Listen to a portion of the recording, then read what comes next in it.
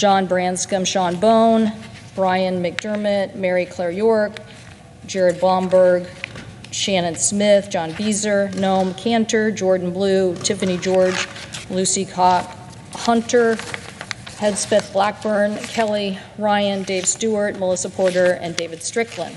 So these are just some of the individuals that were involved in putting together the commerce piece of this underlying bill. About 20% of the underlying bill was the focus of the Commerce Committee in its jurisdiction. I want to thank Ranking Member Wicker and his staff for the hard work to pull off what was the bipartisan bill that came to the Senate floor as part of this package. Our legislation, I think, is a historic investment to rebuild our transportation infrastructure, including investments in things like mega projects, basically helping to eliminate our problems at grade crossings, improve our freight network, improve our environment by removing culverts, and helping Amtrak better serve the United States of America. All these were important investments, but we should look at the first. First, we're authorizing for the first time mega projects. Mega projects often take up so much of our budgets in our states and federally, they never get funded. But that doesn't mean they aren't critical to the United States. In the Northeast Corridor, we certainly have mega projects. In the Pacific Northwest, we have mega projects that will be critical, like the Columbia River crossing between Vancouver and Portland, or the Highway 2 trestle in Everett. These projects deserve the attention of the nation, and with this first-time authorization, we'll get so. The bill also puts a historic investment in freight and in Amtrak. As I mentioned, the economy of a global nature is demanding that we be able to move competitively our products. But if we don't continue to invest in freight, we're not going to get that job done. So this provides $66 billion to improve our passenger rail and freight system, the single largest investment that we've had in our Amtrak system that was funded 50 years ago. The Commerce Committee bill laid the foundation for this funding, which I believe will do three things. It will mean more investment to fix the problems in the Northeast Corridor. More specifically, it will give us the ability to have more sequencing of trains throughout the United States of America, and it will provide for new service in city pairs that I hope will help economies all across the United States with more investments. I know specifically the senator from Montana, Senator Tester, was very adamant about our Amtrak funding and the services that Montana demands. I want to thank him for his help on this. And want to thank Senator Duckworth for her hard work in making sure that Amtrak complies with the Americans with Disability Act. This is so important for us to do, and her language making sure that we also have someone from the disabilities community on the Amtrak board is the kind of things that should be followed in other examples in this legislation. I also want to say for the first time we are addressing specifically at-grade crossings. This is the instance where congestion and freight in my state, multiple times the increase in freight traffic. Again, a lot of Midwest product moving to Asia has increased a demand in safety and transportation.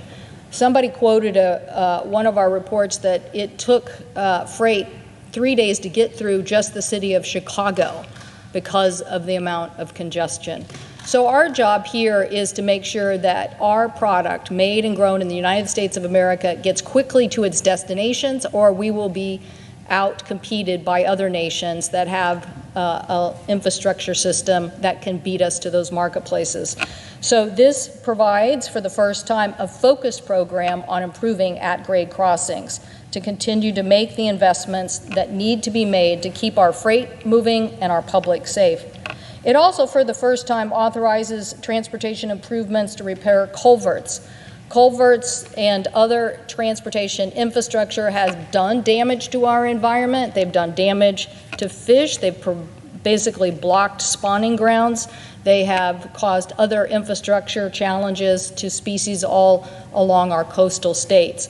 This program will help to improve that situation by repairing some of the fish passage that has been blocked for so many years. This is so important for us in the Pacific Northwest, but it's also important throughout the South and for our many, many coastal communities. So this transportation legislation that went through the Commerce Committee, as I said, also it makes other investments. This floor bill also makes other investments for bridge repair, for transit systems, for climate resiliency, and specifically for our airports. Probably haven't heard too much about that out here on the floor. But in the Commerce Committee, I can tell you that aviation, transportation, and competitive, I know the president knows this very well, that in Las Vegas or in Reno, that infrastructure like our airports is essential to our economies continuing to grow. SeaTac is probably one of the fastest growing airports in the United States right now. And under this legislation, we will also see an important improvement for our airports so they can continue to grow, so we can continue to make investments. I also want to, as I mentioned, thank Senator Wicker in the title for vehicle safety.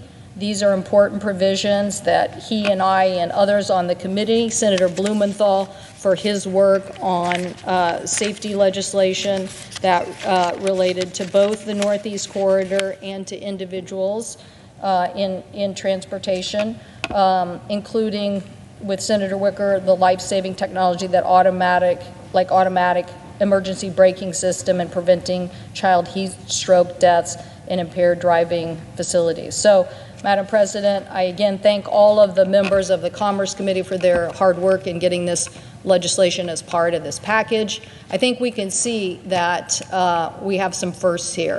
First, investing in mega projects. First, cleaning up our environmental problems with culverts, getting our freight product through our most congested corridors with improved at-grade crossing, and making the major investment that Amtrak can continue to expand. So I look forward to working with my colleagues as we move through the legislative process and continue to make improvements in our transportation infrastructure. I thank the President, and I yield the floor.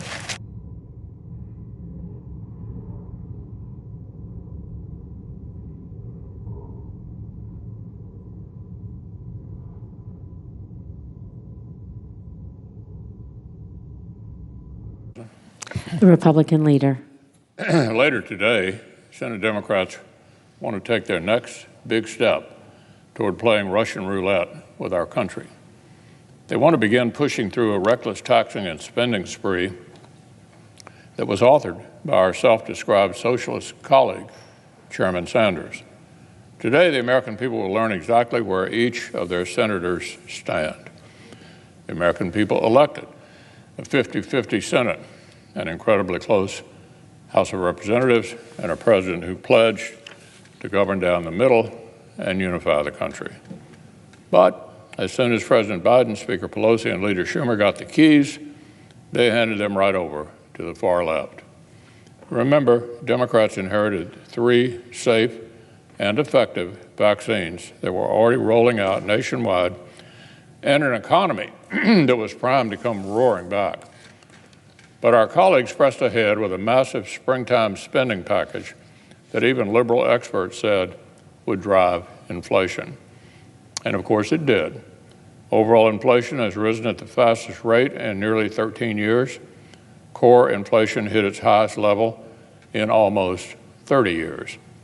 Families are getting hit by higher prices everywhere, from the grocery store to the gas station to their housing costs. Small businesses have had trouble reopening because would-be workers are getting a government bonus to actually stay home. So the country is still working through the side effects of the borrowing and spending the Democrats forced through back in the spring. But Democrats don't want to just refill their socialist prescription. They want to double the dose. Double the dose. According to what they just released, Democrats want to unite behind Chairman Sanders' resolution to spend a staggering $4.2 trillion more dollars. Of course, outside experts estimate the real cost will be even higher still. If it's even close to fully offset, as they claim it is, this seems almost certain to be the largest peacetime tax hike on record. So let that sink in. The largest peacetime tax hike on record. Even though their rough sketch of these tax hikes would shatter President Biden's promise not to raise taxes on the middle class, families earning well under the president's stated threshold would get hit and hit hard. This new reckless taxing and spending spree will fall like a hammer blow on workers and middle-class families. Fewer jobs, lower wages, more inflation pushing costs higher and higher. What our colleagues are proposing and planning is absolutely jaw-dropping. People want to pretend this is just business as usual, just liberals doing liberal things using Senate procedure. Make no mistake, this reckless taxing and spending spree is nothing like we've seen, nothing. The basic math of their taxing and spending is toxic enough, but the radicalism that we'll be debating on the floor goes well beyond dollars and cents. The policies they want to put behind this budget resolution read like somebody walked across the rotunda to the House and handed the squad a pen and piece of paper. Sweeping amnesty for illegal immigrants in the middle of a border crisis. Regulations that are so radical that our colleague Senator Markey, quote, said, the Green New Deal is in the DNA of this budget resolution. All of the things that are in this we talked about in the Green New Deal, end quote, Senator Markey. They want to introduce 49 other states to make their, they want to induce 49 other states to make their electric grids more like California's, make it more expensive to mine critical minerals we need to compete with China. They want to take working families' child tax credit and turn it into a permanent welfare program, listen to this, with no work requirement. They want to tamper with the prescription drug industry in ways that would leave Americans with fewer new treatments and fewer new cures. They want to put government's thumb on the scale of families' child care choices and selectively subsidize parents whose households work the way Washington wants. And they want to tax more money out of Americans' pockets while reviving a special tax cut that overwhelmingly benefits wealthy people in blue states. So let's face it, the brute facts of the Senate's rules mean that if 50 Democrats plus the Vice President stick together, Republicans will probably not be able to save our colleagues from themselves. If all 50 Democrats want to help Chairman Sanders hurt middle-class families, if even our colleagues who claim they're moderates want to follow the far left off this cliff, well, that's their prerogative. But we're going to argue it out right here on the floor at some length. Every single senator will be going on record over and over and over. Senate Republicans will be bringing forward common sense amendments that represent what Americans actually want and actually need. Our colleagues can look forward to votes on national security and funding our armed forces, votes to remove backdoor tax cuts for wealthy liberals, votes to protect family-owned small businesses and family farms from crushing tax hikes, votes to encourage schools to finally reopen in person, to stop the catch and release of COVID-positive illegal immigrants coming into our country, to protect taxpayers from being forced to fund the horrors of abortion. And that's just a sampling. Because our Democratic colleagues missed some deadlines, it has been an all-out sprint to prepare amendments. So I want to thank our nonpartisan Senate clerks and parliamentarians. They've worked multiple weekends straight through. They were kept up late last night processing hundreds of amendments, and they're going to be up late with all of us yet again. If President Biden and 50 Senate Democrats want to outsource domestic policy to Chairman Sanders, if this historically reckless taxing and spending spree is how the modern Democratic Party wants to define itself, if they want inflation and tax hikes to be their legacy, then Republicans do not currently have the votes to spare the American families this nightmare. But we will debate, and we will vote, and we will stand up, and we will be counted. And the people of this country will know exactly which senators fought for them.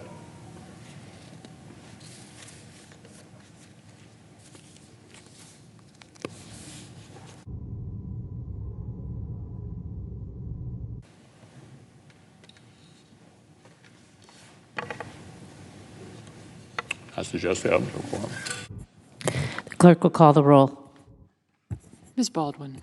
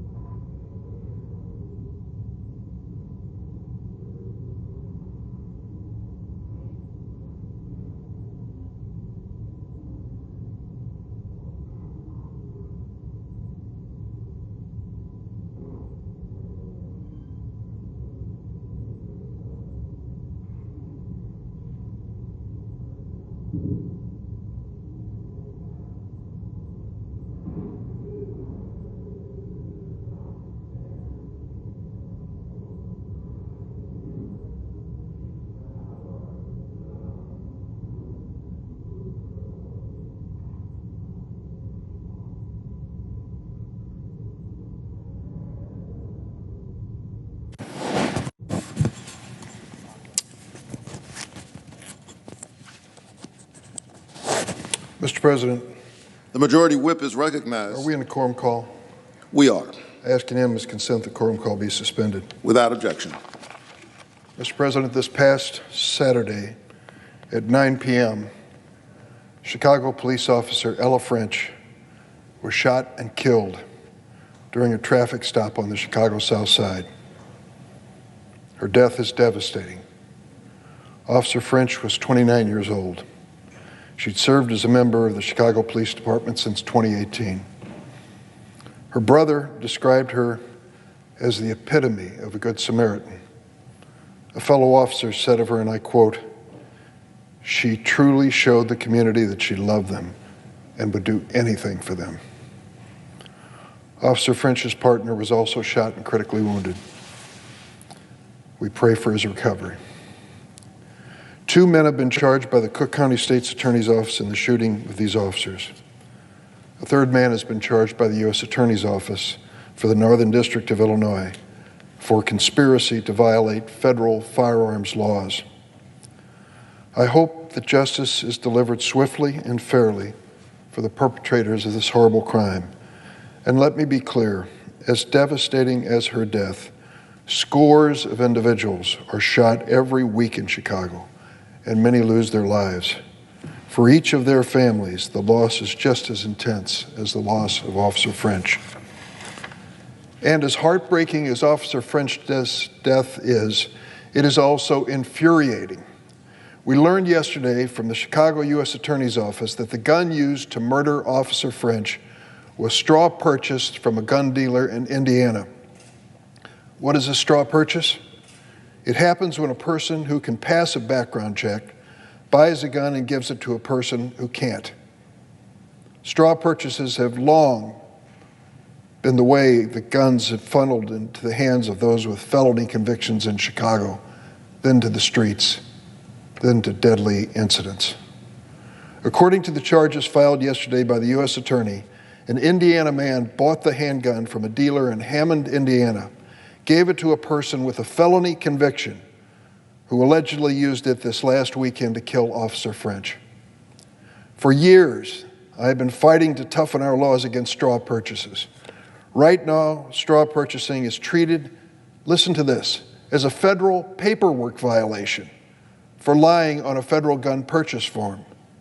Charges are rarely brought, and when they are, the sentences are often just a matter of months. That needs to change. I've joined with Senator Leahy of Vermont and Senator Collins of Maine to introduce the Stop Illegal Trafficking in Firearms Act, a bipartisan bill that would make it an explicit federal crime carrying felony penalties when a person straw purchases a firearm. We need to take this type of gun trafficking seriously. It's time for us to stop treating straw purchases like a paperwork misdemeanor. As we have learned in the death of Officer French, it is a deadly act and should be punished accordingly. Officer French's death is also a call to action for the strike force recently set up by the Department of Justice to crack down on regional firearms trafficking in Chicago.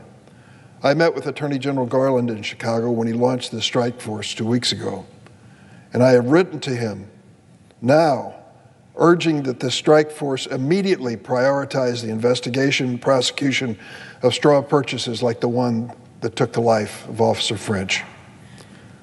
The strike force was established to keep a sustained focus on firearms trafficking in Chicago. That focus should include stopping straw purchases and holding the perpetrators accountable. I look forward to working with the Justice Department and with my colleagues to find ways to crack down on the deadly gun violence that straw purchasers help to fuel. Mr. President, I ask for consent that the next statement I make be placed in a separate part in the record. Without objection. Mr. President, 2020 set a record for drug overdoses in America. More than 93,000 lives were lost in the year 2020. In Illinois, 3,500 of our neighbors died of an overdose, a 27% spike from the year before. How did we get to this point? Who's responsible for this? There is one clear culprit: the pharmaceutical industry. For years, opioid manufacturers deliberately lied about the risks of their drugs. Deliberately. These companies have claimed their painkillers should be prescribed for common aches and pains. They even downplayed their addictive nature, even though their research showed that it was a very real danger. These companies then shipped mountains of these pills to every corner of America. They aggressively promoted them to doctors with the backing of dark money organizations. This epidemic wasn't created by some infectious virus. It was created by corporate greed. Corporate greed. In the words of Richard Sackler of Purdue Pharma, his company chose to flood our streets with, quote, a blizzard of prescriptions that will bury the competition. It ended up burying the users.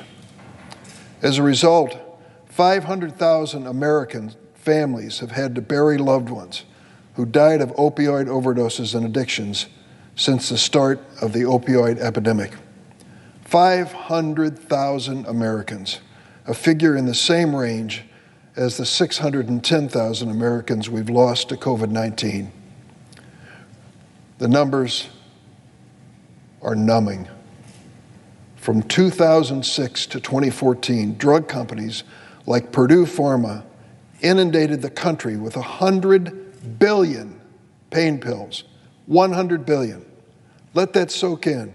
That's roughly 300 opioid pills for every living American. They flooded communities like the rural county of Hardin in downstate Illinois. They received enough opioids in Hardin County for each resident to have a 3-month supply. Some counties in West Virginia and Kentucky had twice that level of oversupply. One farmer rep even bragged, quote, I don't know how they can even house this many bottles. Another wrote, keep them coming, flying out of here. It's like people are addicted to these things. Oh, wait, people are. That level of greed and disregard for human suffering is an outrage, and the companies responsible must be held accountable. You may be asking, well, haven't we done that already? It's a good question, because not only was the Federal Drug Enforcement Administration aware of this obscene volume of overproduction, they authorized it. They gave permission. The Drug Enforcement Administration of the United States federal government is responsible for determining the amount of opioid pills allowed to be put on the market each year. They are effectively the gatekeeper for these drug manufacturers. And for years, they allowed opioid production quotas to keep increasing. Between 1993 and 2015, production of oxycodone increased 39-fold, hydrocodone 12-fold, fentanyl 25-fold. In 2016, America's pharmaceutical industry produced 14 billion opioid doses in 2016 alone, enough for every adult in America to have a 3-week supply of opioids. Think about that. Authorized by the federal government, requested by the pharmaceutical industry, we put a quota that pharma asked for to produce 14 billion opioid pills in a year, enough for every American to have a 3-week supply. Any wonder that we had an opioid epidemic? I pressed the Drug Enforcement Administration on this issue years ago when I learned of this. I asked them, how can you approve these ever-increasing quotas? Pharma is insatiable. They will ask for as many pills as they can possibly push into the American people's families, especially when DEA had data that showed this overproduction was fueling a deadly national drug crisis. A couple years ago, I worked with my Republican colleague, Senator John Kennedy of Louisiana, to start stemming the tide of addictive drugs. We passed a bipartisan bill that gave the DEA the authority they said they needed to set common sense production levels. We changed the law so the DEA must consider abuse, overdose deaths, and the public health impact when determining opioid quotas. Our approach worked, partially. Over the past 5 years, the DEA has lowered opioid quotas by an average of 60%. The DEA, this federal agency, will soon be proposing its 2022 quotas. And I'm sending a letter urging them to use their new authority and common sense to rein in the greed of Big Pharma. In the face of all this suffering, new legal challenges have been brought to hold Big Pharma accountable for death and despair of the opioid epidemic. Thousands of lawsuits from states, counties, cities, victims have been consolidated in one federal court in Cleveland, Ohio. This movement reminded me of another breakthrough moment in public health when our nation came together to hold big tobacco accountable for its misleading marketing. That settlement was estimated to provide states with $246 billion over 25 years. But despite the pressing need, only a tiny fraction, a meager 8% of that amount, was actually dedicated to tobacco prevention and cessation activities.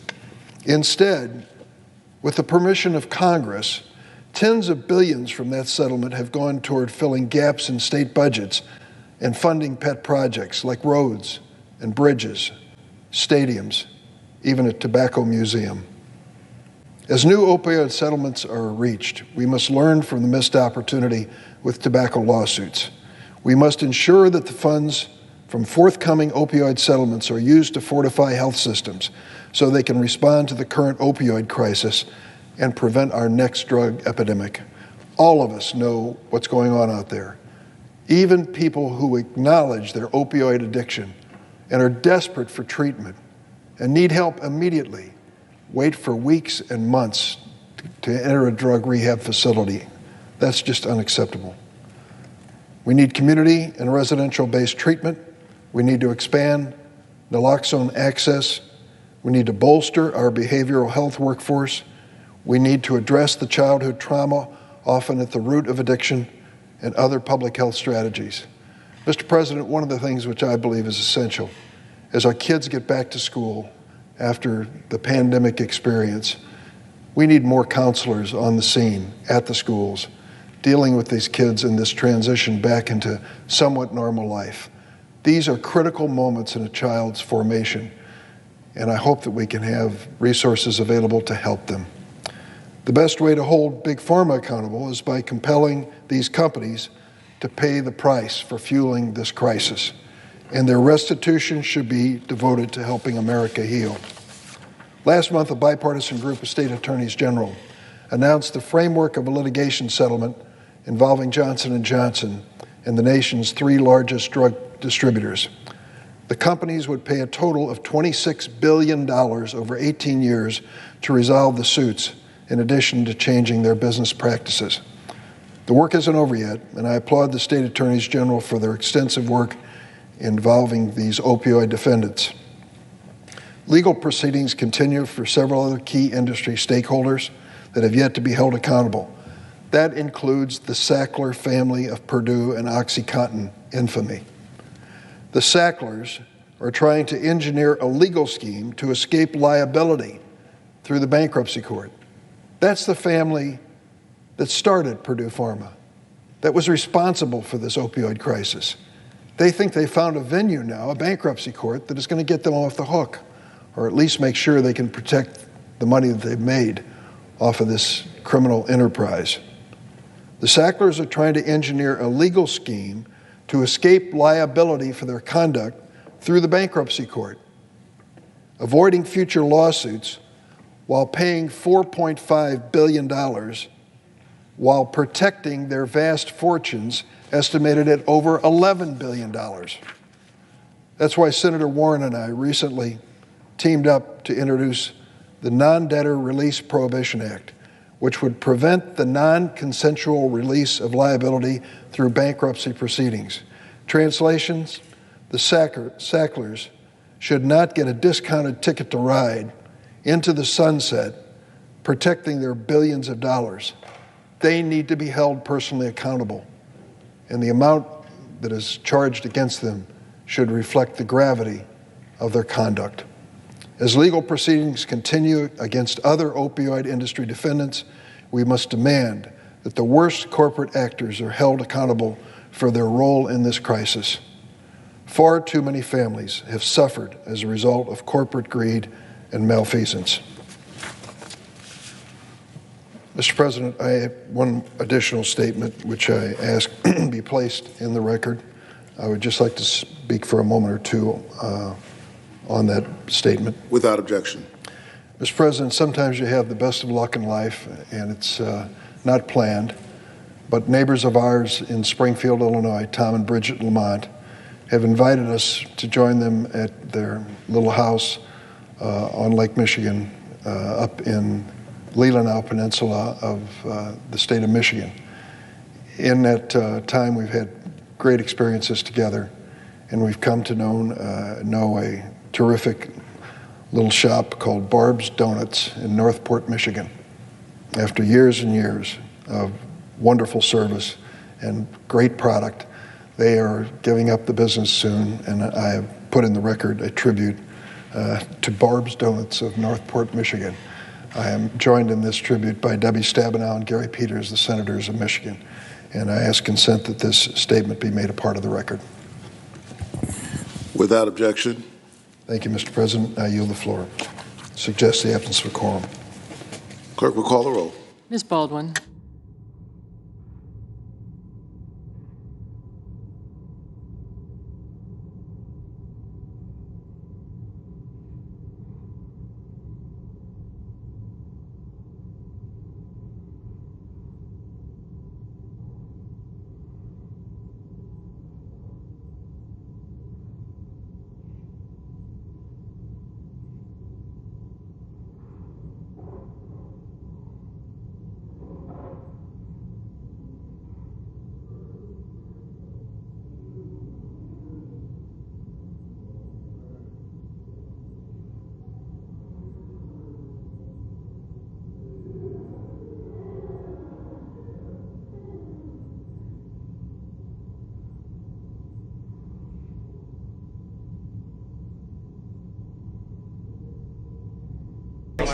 Renee isn't a state guy anymore. That's why he's like counting it.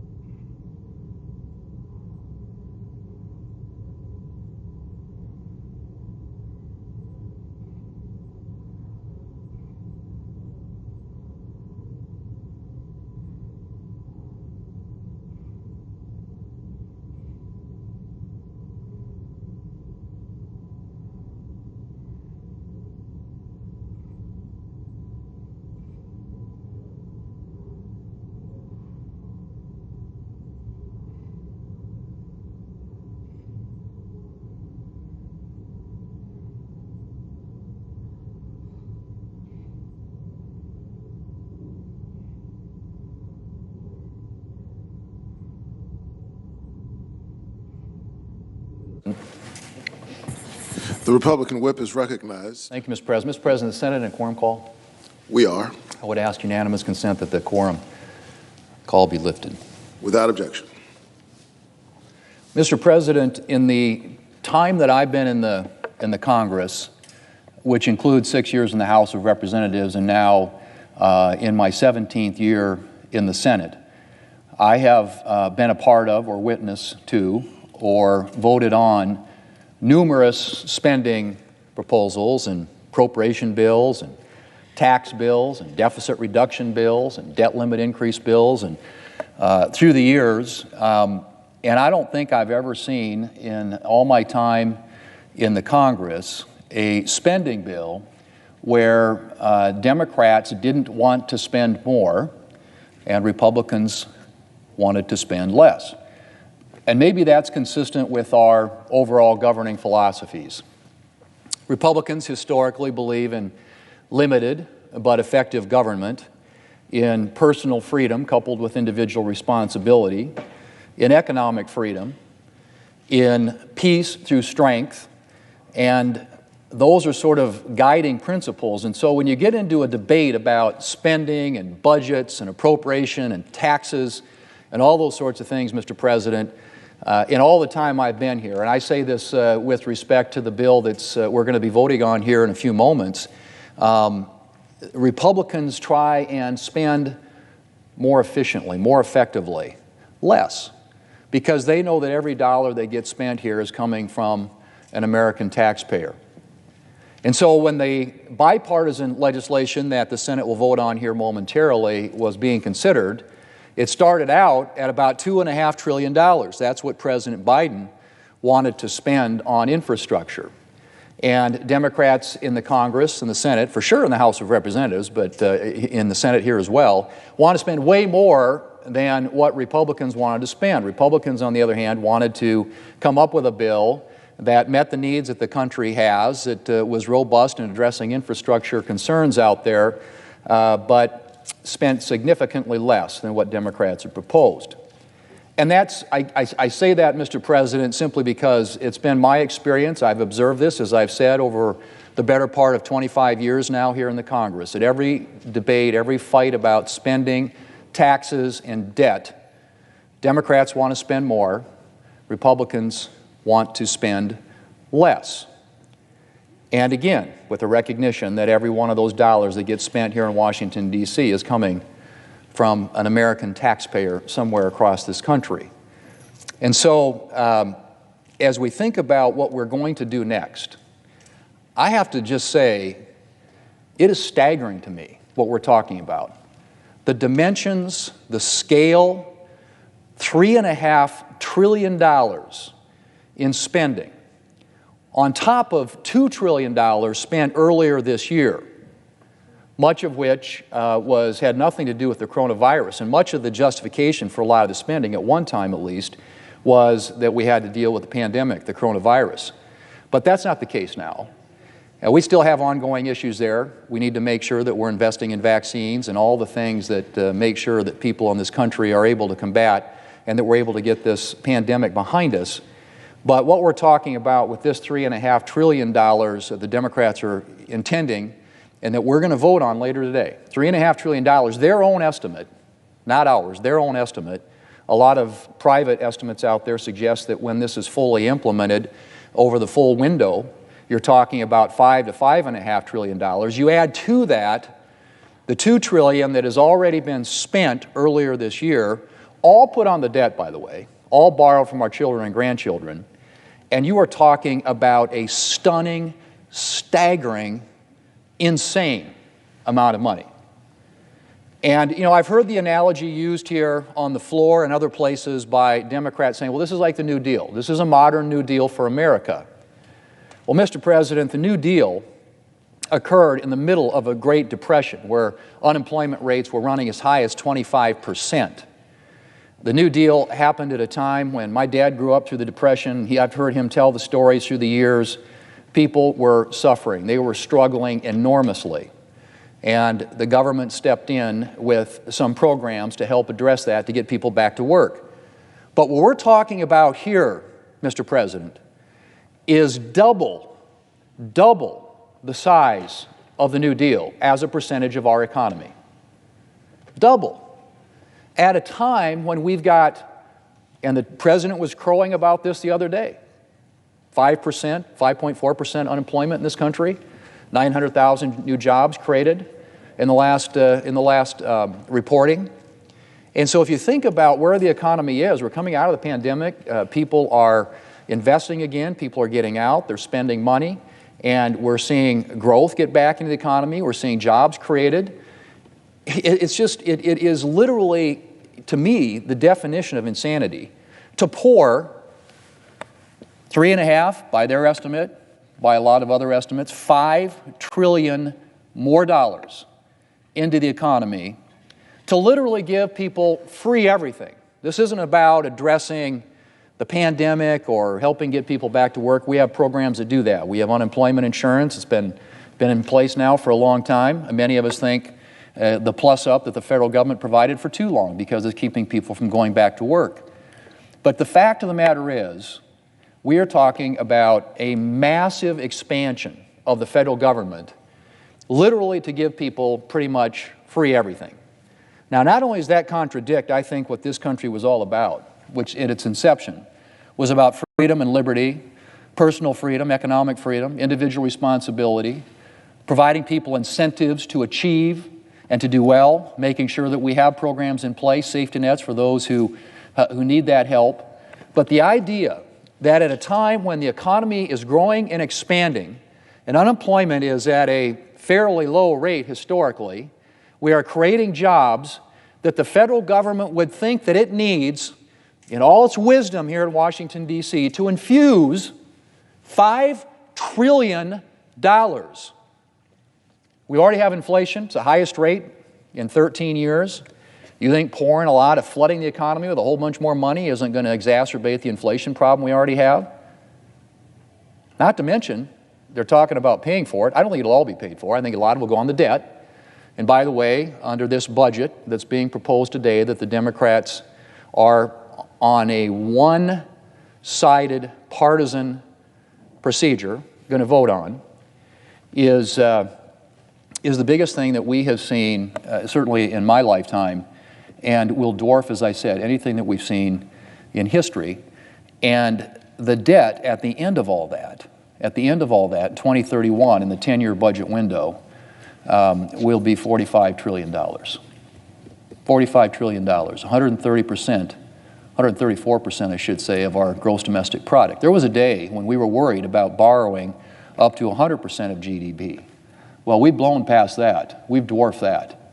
This is now completely out of control, completely out of hand, and we're talking about a massive new amount of spending to expand government, and to the degree that it is paid for with taxes that are going to hit individuals, they're going to hit businesses, that are going to hit small businesses, they're going to hit farmers and ranchers. You go down the list of taxes, of tax increases in this proposal, again, I mean, I don't know where you stop. And the idea of the suggestion by the administration that you're not going to hit people who make less than $400,000 a year is just absolutely, again, I think insane. I don't know how you can raise $3.5 trillion in taxes and not have an economic impact felt by people on the lower end of the income scale. I mean, think about it. When taxes go up on businesses, what happens? Well, people work for businesses. Democrats think it's easy. We'll just raise taxes on businesses. Businesses aren't paying enough. Well, where do people in this country work? They work for businesses. That's where they get their paychecks. That's where they get their benefits. Wages go down when taxes on businesses go up, to a historical fact. And if you think about what also happens when taxes are put on businesses obviously, they can do a couple of things. They may reduce wages or not hire people or reduce the size of their workforce, but they also pass that on, the cost of higher prices, to people out there in the economy who are paying the price for that. That's what we are talking about here. It is just absolutely stunning, really, in my time in the Congress, to observe something that is being compared to, historically, the New Deal, in a circumstance where the economy is growing and expanding, people should be going back to work, and at a time when we have already a $30 trillion debt, as I said, headed in 2031 to $45 trillion in debt, and something that literally dwarfs, as a percentage of the economy, what was done at the time of the New Deal. The parallel, the analogy that's being used here by my colleagues on the other side. There is just absolutely no rationale, Mr. President, for doing this. But that's what it calls for, $3.5 trillion. According to the Budget Committee analysts, it includes $4.2 trillion in spending when discretionary spending and increased interest on the debt are included. This bill, that bill, which was entirely unpaid for, and I'm talking about the $1.9 trillion bill that was passed in March, was ostensibly a COVID relief bill, but in reality was more like a list of payoffs to Democrat constituencies. Billions and billions of dollars for schools while keeping teachers' unions happy by omitting any requirement for actually getting kids back in the classroom, even though schools had barely touched the billions in COVID aid they'd already been given. And by the way, handouts to state with the distribution formula heavily weighted in favor of blue states included bailout for union pensions, loans for labor unions, and I could go on. And when we talk about the money that's going to be, in the budget the Democrats are going to force us to vote on later today, the additional spending that's going to be in there, that's on top of the trillions that we put out the door last year, much of which went to state governments, and many of which don't know how to spend the money they already have. We're talking trillions, Mr. President, much of which went to, as I said, blue states. But while that bill wasted a lot of taxpayer dollars, the problem with that bill pales in comparison to what is before us today. Today, Democrats are taking the first step toward a massive and permanent expansion of government that would be paid for on the backs of ordinary Americans. And my colleagues, as I said, on the other side of the aisle will tell you they're just levying taxes on the tax hikes on wealthy Americans. But that's not the whole story. Those corporate tax hikes that Democrats are proposing, that tax just isn't going to be paid for by CEOs and the board members of corporations. A huge part of that is going to fall on American workers in the form of things like lower salaries and fewer opportunities. The Tax Foundation notes that the share of the corporate tax burden that falls on labor is, and I quote, routinely found to be between 50% and 100%, with 70% or higher the most likely outcome. By substantially hiking taxes on corporations, Democrats will be substantially increasing the burden borne by workers. Not to mention reducing our competitiveness in the global economy by once again giving the United States one of the highest corporate tax rates in the developed world. With our economy still emerging from the challenges of the coronavirus, it's very difficult to understand why Democrats would decide that we should make American businesses less competitive on the global stage. And that's the impact of just one of the Democrats' tax hikes. I haven't talked about the probable effects of their tax hike on small businesses. That's right, small businesses. Or the negative economic effects of their huge tax increase on investment. And then there's the Democrats' new death tax. That's right, a new death tax to add to our already existing death tax, which will reduce inheritances for middle-class Americans around the country. Not to mention threatening the very existence of family farms and ranches and small businesses. Mr. President, from the way that Democrats have been governing, you'd think that voters had given them a resounding mandate to permanently expand government and implement the socialist fantasies of the far left. In fact, we all know this, Democrats hold a narrow majority in the House of Representatives where they lost seats, and the Senate is equally split between Democrats and Republicans. And Democrats' far-left presidential candidates couldn't make it out of the Democrat primary. That's right. President Biden was able to win the Democrat primary and the general election because he presented himself accurately or inaccurately as a moderate. But despite their lack of a mandate, Democrat leaders are apparently more and more willing to let the far left of the Democrat Party run the show, which is why we're standing here today contemplating a $4.2 trillion spending spree to permanently expand the size of government. Mr. President, we don't yet know all the details of the Democrats' budget-busting spending legislation, but what we do know is not encouraging. In addition to taxes that will burden hardworking Americans and hurt our economy, Democrats are contemplating a new welfare benefit with no associated work requirement. Lots and lots of free stuff, like 2 free years of community college, elements of Democrats' most extreme socialist fantasy, the Green New Deal, amnesty for individuals here in our country illegally, funding for tens of thousands, yes, tens of thousands of new IRS agents, a tax cut for blue state millionaires and billionaires, and more. And by the way, on that point, Mr. President, it's really ironic to me to hear Democrats come down here and talk about Republicans wanting to cut taxes for rich people when this proposal in this legislation, 50% of the tax cut by doing away with the cap on deductibility of state and local taxes, 50% of that benefit goes to people making more than $1 million a year. So much for worrying about people on the low income scale. Democrats want to spend taxpayer dollars to hire hundreds of thousands of young people for a civilian climate corps to fight climate change. Civilian climate corps. No word yet on whether this is actually an effective way to address our nation's climate challenges, but that isn't going to stop Democrats from spending billions of dollars to find out. And Mr. President, I haven't even mentioned how all this new government spending is likely to increase inflation. Americans are already facing significant inflation, thanks in part to Democrats' earlier flooding of the economy with government spending. Now Democrats want to come close to doubling that spending, and I don't even want to think about what inflation will look like if they succeed in their spending plans. Mr. President, thanks to Democrats' decision to utilize special Senate budget rules for their tax and spending spree, they have the ability today to force through this massive spending package on a totally partisan basis. But my Republican colleagues and I will do everything we can to protect Americans from the consequences of Democrats' reckless legislation.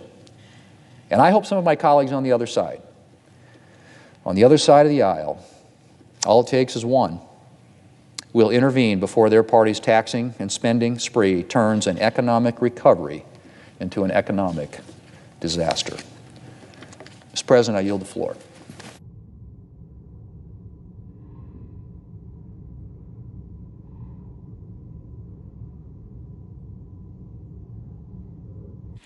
Senator from Ohio is recognized.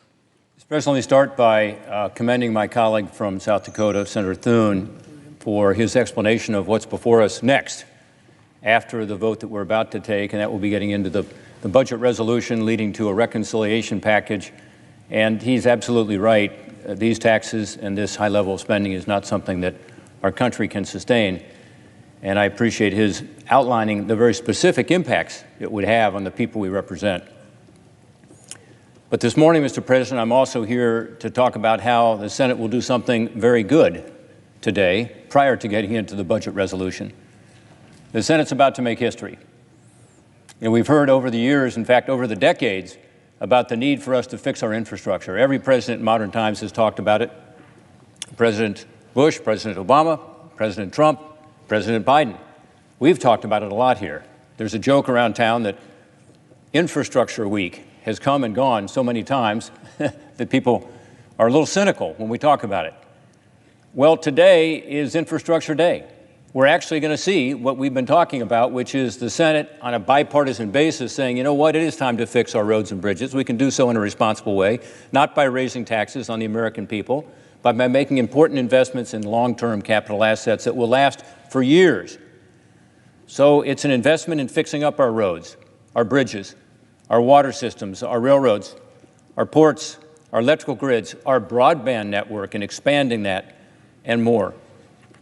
We've had a number of procedural votes to get us to this point, and based on those procedural votes, I think it's clear that we will have the votes today on a bipartisan basis to do this important work. The Senate will have done its job, and will have achieved a real, lasting, bipartisan victory for the people we represent. The bill, called the Infrastructure Investment and Jobs Act, will improve the lives of all Americans by making these long overdue investments $548 billion over the next 5 years in new spending to repair, upgrade, and replace the crumbling infrastructure all of our constituents rely on every day. That doesn't mean the money is going to be spent, by the way, over the next 5 years. It's authorized for that period. It'll be spent over the next 5, 10, 15, maybe 20 years on projects all over the country. We know we need this investment. The American Society of Civil Engineers gives our American infrastructure a grade of C-. They also project that our economy stands to lose more than $10 trillion in economic growth in GDP by 2039 should we fail to invest in repairs. There's an international organization that looks at all the countries in the world and says, who's got the best infrastructure and the worst? And by the way, we're number 13 or 14 in that list now. So many countries are ahead of us. China spends about 4 times more than we do on infrastructure as a percent of their GDP. Why? Because they know that'll make their economy more efficient, and they want to beat us in the economic fight that we have globally. We want to win. That's one reason this is so important. The American people, by the way, understand the need for this investment. In 2 of the more recent polls from CNBC and CBS News, 87% of the American people back bipartisan efforts to fix our roads, our bridges, our water systems. We know that this targeted long-term investment in core infrastructure is good for the economy. Building out hard assets makes us more competitive in the global economy. We'll create hundreds of thousands of good jobs for builders, plumbers, electrical engineers, coders, and so many other fields. Economists, including Douglas Holtz-Eakin of the American Action Forum and Michael Strain of the Conservative American Enterprise Institute, have pointed out that this type of spending on long-term spending, hard assets, does not further inflation, but in fact is counter-inflationary. Investment makes sense, but importantly, what we're doing here today also demonstrates to the American people that we can get our act together on a bipartisan basis and get something done. We can do big things on a bipartisan basis if we put our minds to it. Again, after years, even decades of talking about the need to do this, we're finally getting it done. Is it exactly the bill I would have drafted? No. It's not exactly the bill any senator in this chamber would have drafted, because it represents a true bipartisan effort. Each side made concessions to find that common ground. I want to take this opportunity to briefly thank my colleagues who've gotten us to this point. We spent a lot of long nights and long days working to write this legislation, and there's been a group of members who have been particularly committed to it. One is Shelley Moore Capito, who's on the floor right now. The work she did with President Biden early on laid the foundation for this. She's also the ranking member of the EPW committee that produced some of the legislation that we incorporated on the surface transportation front. But there are so many others. And I'd like to start with my counterpart, the lead negotiator on the other side of the aisle, Senator Kyrsten Sinema of Arizona. The two of us began meeting more than 4 months ago to have discussions that would then lay the foundation for our path forward. And it was in the context of President Biden having proposed a huge package, $2.65 trillion, so-called infrastructure package, and we believed we could pull out real infrastructure from there, take the high taxes out, and get something done for the American people.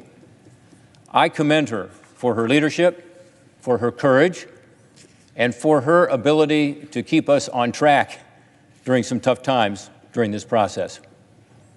From there, it truly became a group effort, particularly among 5 Republicans and 5 Democrats who spent a lot of long days and nights negotiating the framework of this legislation. Some of us have worked together before at the end of the year in putting together the so-called 908 framework for the COVID-19 bill that passed late last year. It was also bipartisan. To my friends and colleagues, Senator Susan Collins, Mitt Romney, Lisa Murkowski, Bill Cassidy, Joe Manchin, Jeanne Shaheen, Mark Warner, and John Tester, thank you for your efforts these past few months. I also want to give special thanks to our colleague Kevin Kramer, who joined our group late but was instrumental in finalizing this agreement. I want to thank the White House, and especially Steve Ricchetti and Brian Deese, Louisa Terrell, for their support of this effort and their commitment to trying to work in a bipartisan way to get it done. I also want to thank Senator Tom Carper, who just joined us in the room. Along with Senator Capito, he was the EPW chair, she was the ranking member that laid much of the foundation for this legislation, particularly with regards to our roads and our bridges. I want to thank my other colleagues in the so-called G22 who helped in the 22 different working groups that were formed to help put this legislation together. Richard Burr, Lindsey Graham, Mike Rounds, Tom Tillis, Todd Young, Jerry Moran, Chris Coons, Maggie Hassan, John Hickenlooper, Mark Kelly, Angus King, Jackie Rosen, 11 Democrats and 11 Republicans. And then to my colleagues who voted with us repeatedly to advance this bill toward final passage and helped us to get to this point by giving us good input that was incorporated in the legislation. Mike Crapo, Roy Blunt, Chuck Grassley, John Hoeven, Jim Risch, Deb Fischer, Roger Wicker, John Cornyn, Dan Sullivan. Thank you for your input, your encouragement, and your support. I want to give a particular thank you to my friend and colleague, our Republican leader, Senator Mitch McConnell. I want to thank him for his encouragement and his support throughout this process, for sticking his neck out. I know he's probably the only person as happy as I am in this chamber to see us move forward with this legislation that will help us find a long-term solution to a major bridge, the Brent Spence Bridge, that links our home states of Ohio and Kentucky. I want to thank the committee staffs who did so much to lay the groundwork for this legislation. About 73% of the pages in this final 2,700-page legislation are legislation that either passed the Senate or cleared committees in the Senate in this Congress, and that's a tribute to the quiet bipartisanship that goes on at the committee level every day that allows us to get these things done with the requisite knowledge and expertise. I also want to thank all of the nonpartisan staff here in the United States Senate for their work as well. I know that over the past few weeks, especially, the Legislative Council has worked closely with my staff and the staffs of other offices to help formalize this proposal in the final text before us today. They worked weekends, they worked late nights, same with the Joint Committee on Taxation and the Congressional Budget Office. They've worked around the clock to get us to this point.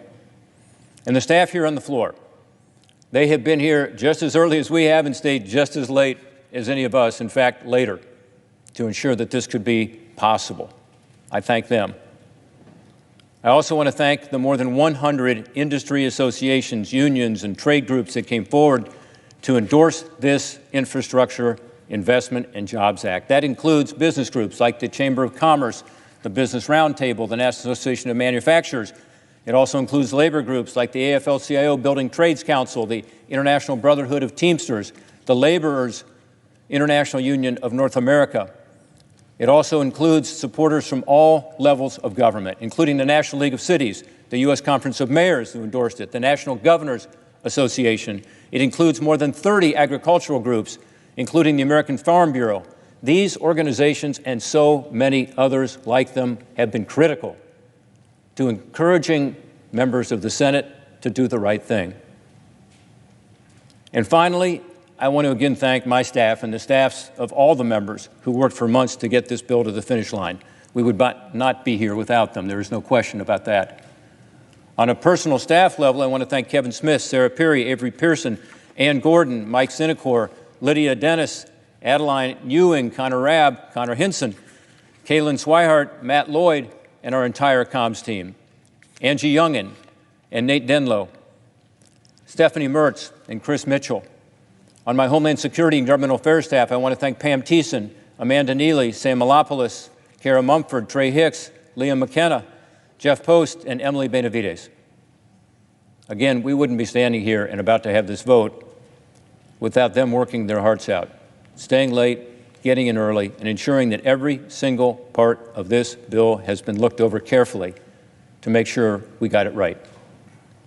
Everyone involved in this effort can be proud of what this body is achieving today. The Senate's doing its job.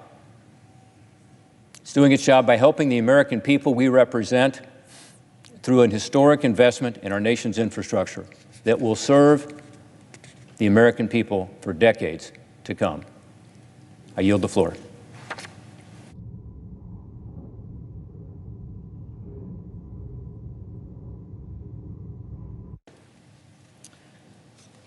Mr. President.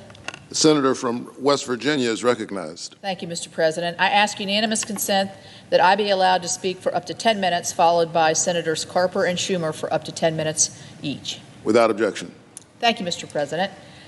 Well, it's great to be on the floor today. I think we have much to celebrate. We have a lot of tired people, I think, who have devoted a lot of time and energy to this effort. And so after a long week of amendments, it's time to get this done, isn't it? Senator Carper, my chairman on EPW. We've talked all week about how the Infrastructure Investment and Jobs Act delivers for the American people. And I'm proud that the foundation of this bill, the foundations of this bill, is, as the senator from Ohio just mentioned, is based off of the two very bipartisan, unanimously bipartisan EPW infrastructure bills that we passed in the spring. This historic investment reflects our commitment to keeping America safe, improving our global competitiveness, and growing our economy. So I'm going to go through a few of the highlights because I think they're important for the American people to know exactly what this bill does. It provides $303.5 billion over 5 years for federal highway programs, a 35% increase from the last bill. There is a new $2 billion rural surface transportation grant that will dedicate resources to the Appalachian Development Highway System that runs through many of our states and other critical projects across rural America. Combined, the overall package includes $40 billion in dedicated resources for bridges, the single largest investment in bridge infrastructure since the construction of the interstate system. I'm from a small state, but I got a lot of bridges. And unfortunately, a lot of them are not in the best condition. This will be a monumental improvement in what I see every day in my state. The bill authorizes $35 billion for water projects across the country with a focus on upgrading aging infrastructure. This is the bill that we passed out of our EPW committee. It invests in innovative technologies and provides assistance to rural and low-income communities to help them keep their water safe and clean. This package represents the largest investment in clean drinking water in our nation's history. That's something that I think we can all be proud of. There's funding for broadband, essential to this 21st century economy, education, tourism, healthcare, all the things we've realized that broadband brings us and how important it is for each family and each business to have it. Ports, airports, locks and dams. Funding for the Corps of Engineers will improve our water resource infrastructure, facilitating the movement of goods and mitigating flood risks. Reauthorization of the AML program will provide billions of dollars to clean up abandoned mine sites. It's important in our state. Pennsylvania's got a lot of them too. We're fighting against climate change and we're cleaning up our environment. This legislation doesn't just invest in our infrastructure, but it will allow projects to move more quickly. Far too often, infrastructure projects are delayed because of the expensive and arduous environmental review and permitting process. An environmental impact statement under the NEPA Act for highway projects takes an average of 7 years. Think about how long that is and how much more money that costs. The highway bill unanimously approved by our EPW committee includes numerous project delivery provisions to provide a more efficient, predictable process. Notably, it codifies one federal decision. One federal decision for highway projects would establish a 2-year goal for completing environmental reviews. This isn't skirting the environmental process. This isn't running roughshod over it. This is putting a time clock on it. Let's move it.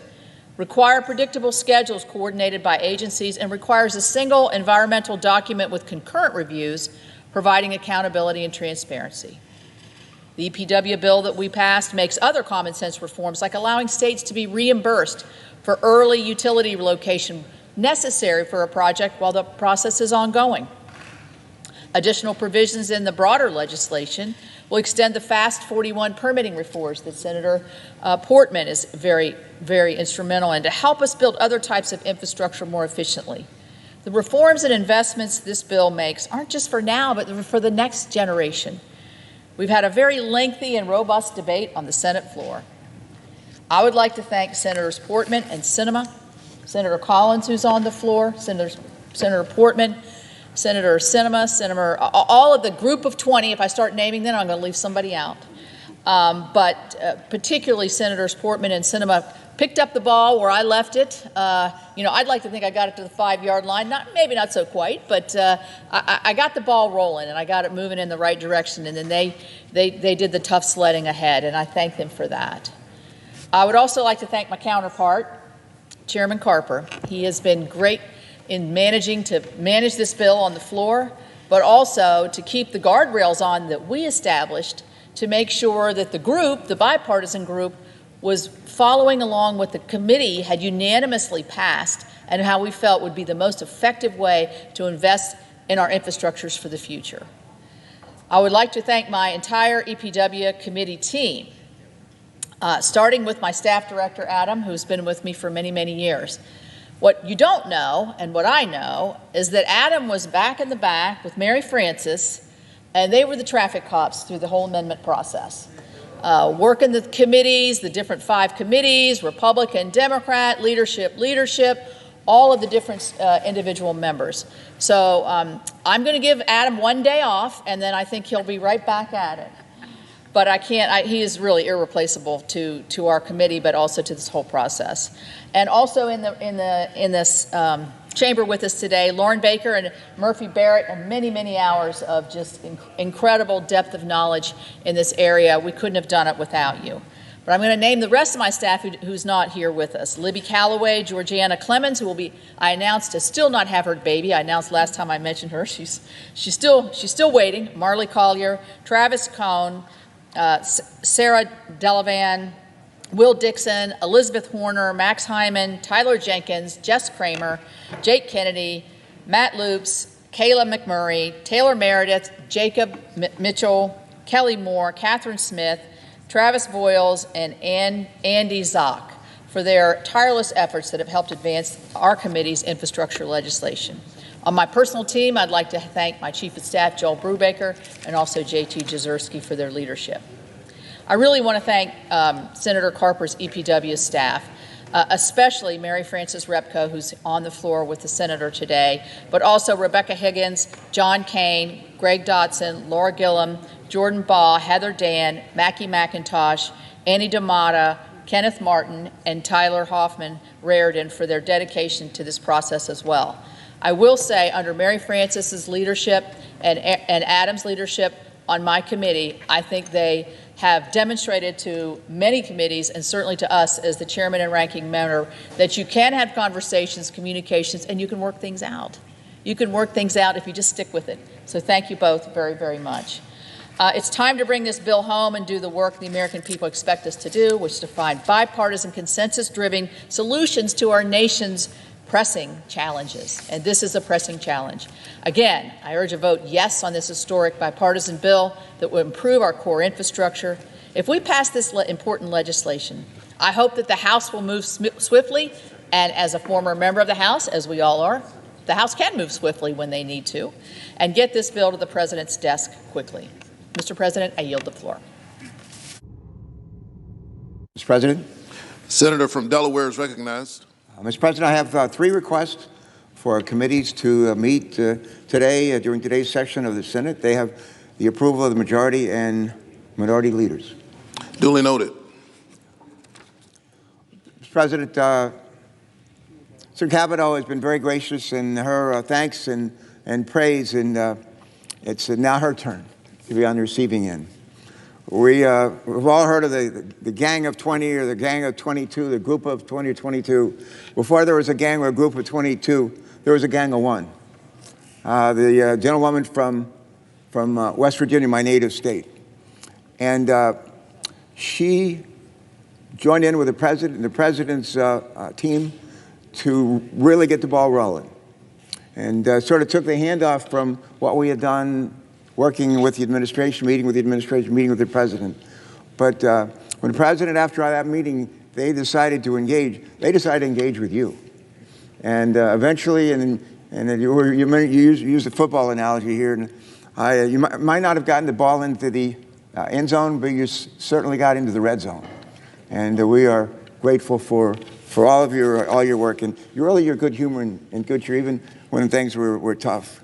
I'm sitting right here. On my left is Mary Frances Repko, who's staff director of our EPW committee on the Democratic side. She's joined today, I think, on the floor by John Kane, by Mackey, by Tyler Hoffman, and we have Adam over here sitting next to the ranking member, Adam. I'm not going to go through, I've gone before through the names of your staff, but I'll just say you're all back there, and we are grateful for the great support and work that you've done, each one of you. I'd be remiss if I didn't thank, you don't get to be the floor managers without somebody in the leadership saying, well, we'd like for you to be floor managers. So Senator Schumer and Senator McConnell, thank you for putting your confidence and trust in Senator Capito and me. To the floor staff, the folks that work for the leaders, thank you very much to keep us on the straight and level and heading in the right direction. Rob Portman's still here on the floor. I don't see Kirsten Sinema, but Rob is here, and Rob Senator Portman succeeds George Voinovich, dear friend as governor. We were governors together and senators together, and I miss George every day, but you have more than filled his shoes, my friend, and we salute you for your leadership. And Kirsten's relatively new here, but she has really impressed a lot of people, taken the bull by the horns, indefatigable, never gave up, just wouldn't give up. And because of her efforts and the partnership she has with Senator Portman, we are here to today. I quoted a couple of times during the debate the words of Winston Churchill. Winston Churchill, when he's thrown out of office at the end of World War II, was asked, he left 10 Downing Street, is this the end? He replied famously, this is not the end, this is not the beginning of the end, this is the end of the beginning, the end of the beginning. And so it is here with us today. We are nearing the end of a debate and the final vote on the Infrastructure Investment and Jobs Act of 2021. And before we take a vote on the adoption of this measure, I just want to take a moment to reflect briefly on how this bipartisan infrastructure bill came to be.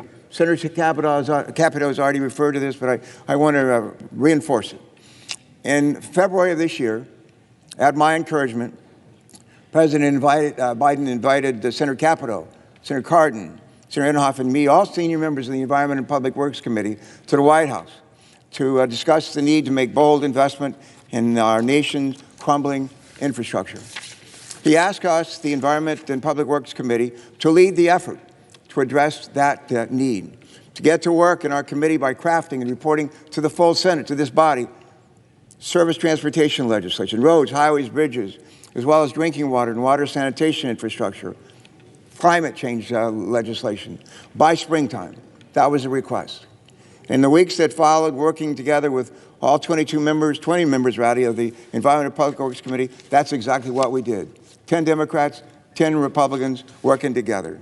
And in May, we reported out of our committee a 5-year transportation bill with a unanimous bipartisan vote, 20-0. By more than a third, we increased investments in our roads, our highways, our bridges, with an historic climate title to help address the most serious challenge facing our planet, and that is the threat of global warming. That transportation bill is at the core of the legislation we consider today. Along with the Drinking Water and Wastewater Infrastructure Act, legislation was also reported unanimously out of the Committee of Environment and Public Works earlier this year and passed by the full Senate right here earlier this year by an 89-2 vote. That bill targets the most impoverished communities across America to help them meet their drinking and wastewater treatment needs. I'm proud, we're proud of the work that our committee has done, made possible by the partnership that we enjoy. I think of the work that we did, Mr. President, I think it was like laying the foundation. Clean drinking water, wastewater sanitation, roads, highways, bridges, climate, really the foundation on which this package was built. And we try to provide an example to the rest of the Senate, the other committees of jurisdiction, and I'd like to think that maybe we did that. Leadership is all about leading. And the President sought and encouraged us to try to lead early this year, and I think we've met that request, and then some. I want to thank him. He didn't give up either. And he's been negotiating with Senator Capito, negotiating with the team of the Gang of 22, never gave up. A lot of people say this is a fool's errand. He never gave up. And I'm proud of him and the leadership that he's provided. But the bill before us, before this body today, builds on the strong bipartisan work of our Committee, Environment and Public Works, as well as good work done by our colleagues in other committees, Commerce Committee, Energy and Natural Resources Committees, among them. My appreciation to all who worked so tirelessly on this Herculean undertaking. Now, let me be clear. This legislation isn't perfect. It's been said before, you'll hear that again. I've never written a bill that was perfect, and it's certainly, even though we've had a fair hand in writing a lot of it, it's not perfect. And despite making real progress, it doesn't go as far as we'd like to go in advancing equity, the way we treat other people, golden rule, treat other people the way we want to be treated, and tackling the existential crisis of our time, that is climate change. There's much more work to do on these issues, issues that in my mind we have a moral obligation to address. So rest assured, I'll be joining my colleagues in fighting for progress on these fronts in the days and weeks ahead. But let's not make the perfect the enemy of the good. And make no mistake, the bill before us does a whole lot of good. It's the largest long-term investment in our nation's infrastructure in almost a century, and the largest federal investment in history when it comes to public transit, clean energy transmission, climate resiliency, clean drinking water, and wastewater infrastructure. And on this day, the American people are looking for us to strengthen our economy and support our communities and build for our future. On this day, we have a president dedicated to moving past partisan divides and meeting the moment for our nation. And on this day, leaders in this body from across the political spectrum, we've come together and shared purpose, common cause, and commitment to find a way forward. I want to close with the thought that there's a lot of bridge money in here, a lot of money to fix bridges, all of West Virginia, Delaware, Ohio, Maine, you name it. There's a lot of troubled water in our country, troubled water. And I like to think of this legislation crafted together across the aisle, bipartisan, with the administration. We created a bridge over troubled waters. Think about that, a bridge over troubled waters. And right at a time when we really needed one. And we could use a few more as we go along. Sometimes when I travel, people ask me, say, what do you do? What do you do anyway? They don't know what I do, and on an airplane or whatever. And I say, I help people. And they say, how do you help them? And I think the best way we can help people is help them find a job, have a job that they can support themselves and their families. And we can help make sure that they have clean water to drink. We can help make sure they have clean air to breathe. Those are ways that we're helping people with this legislation, big time, and we'll be doing it for a long time. Colleagues, on this day, we can vote to make a down payment on a brighter future for our country. I want to ask you to join me in seizing the day and voting to advance this legislation.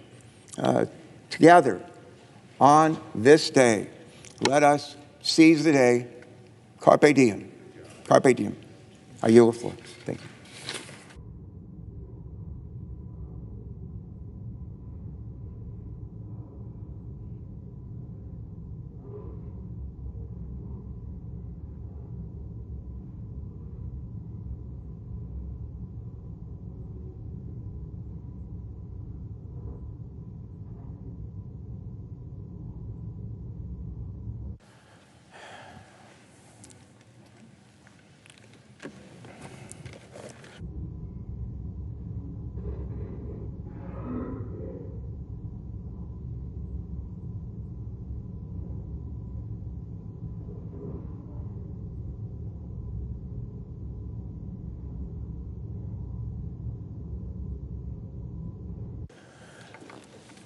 Mr. President.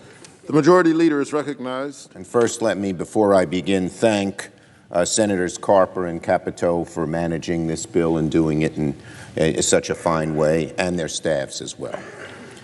Now, Mr. President, it's been a long and winding road, but we have persisted, and now we have arrived. There were many logs in our path, detours along the way, but the American people will now see the most robust injection of funds into infrastructure in decades. In a few moments, the Senate will pass the bipartisan infrastructure bill, dedicating over $1 trillion to strengthen every major category of our country's physical infrastructure. It's been a long time in coming. Our economy is #1 in the world, but infrastructure ranks number 13. You'll find better roads, bridges, airports, broadband in the United Arab Emirates than in the United States of America. Today, the Senate takes a decades overdue step to revitalize America's infrastructure and give our workers, our businesses, our economy the tools to succeed in the 21st century. The bill will make large and significant differences in both productivity and job creation in America for decades to come. To my colleagues, particularly the group of 10, then 11, then 22, who worked so hard in a bipartisan way, congratulations, congratulations on a job well done. Thank you to our committee chairs and ranking members whose expertise was required at several stages, and to the staff who sacrificed weekends, family gatherings, and most often sleep in order to finish this bill. Thank you. Can we have order, Mr. President? Thank you.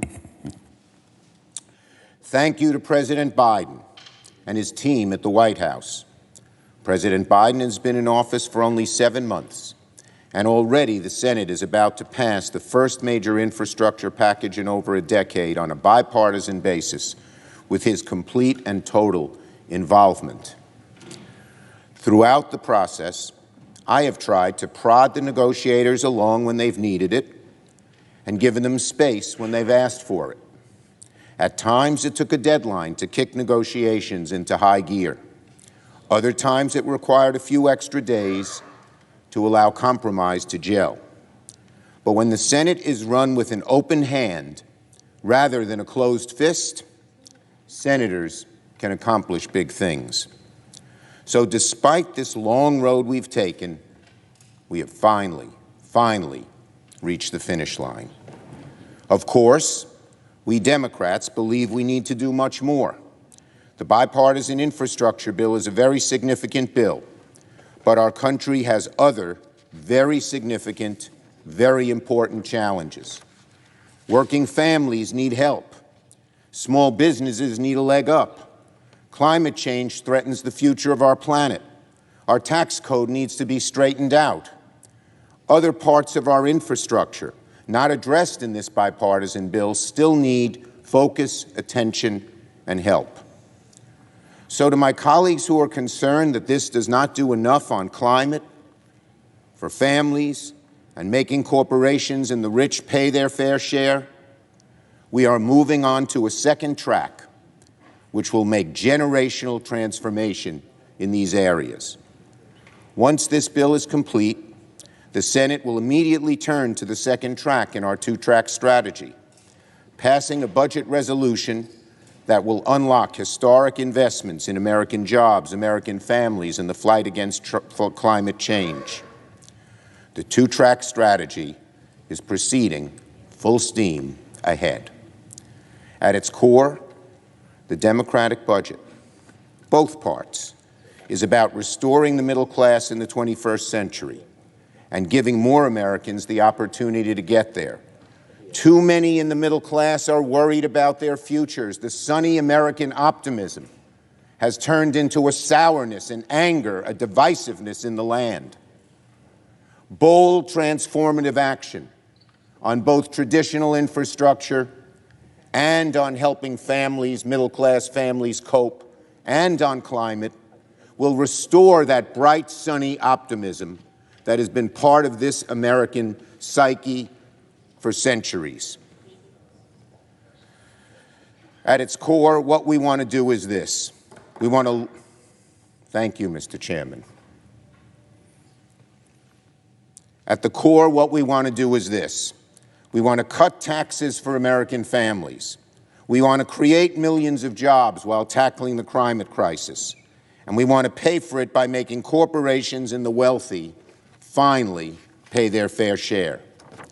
After we pass the bipartisan infrastructure bill this morning, senators should expect to vote to proceed to the budget resolution, and we will begin the process for debating amendments shortly thereafter.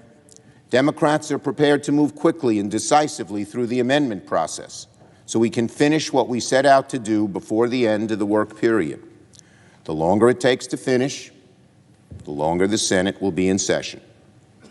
At the start of July, I set two ambitious goals for this chamber before our August recess. One was to pass a bipartisan infrastructure bill to boost our economy, something the Senate has not achieved in many years, and this is a strong and bold accomplishment.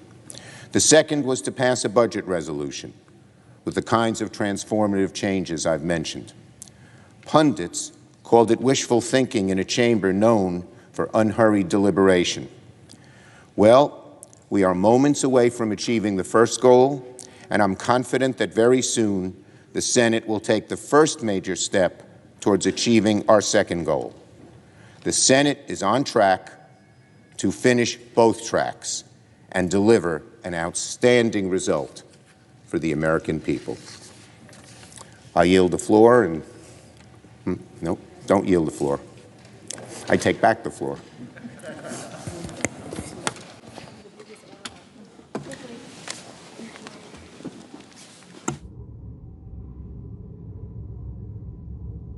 Under the previous order, all post-cloture time is expired. The clerk will read the title of the bill for the third time. Calendar number 100, H.R. 3684, an act to authorize funds for federal aid highways, highway safety programs, and transit programs and for other purposes. The question is on the bill as amended. Yeas and nays. Is there a sufficient second? There appears to be. Clerk will call the roll. Ms. Baldwin, Mr. Barrasso, Mr. Bennett, Mrs. Blackburn, Mr. Blumenthal, Mr. Blunt, Mr. Booker, Mr. Bozeman, Mr. Braun. No.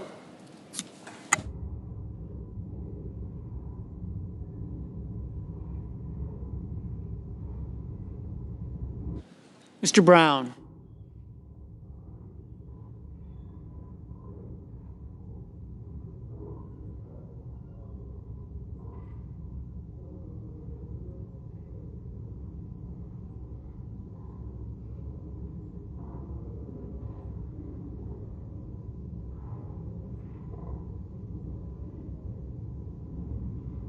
Mr. Burr.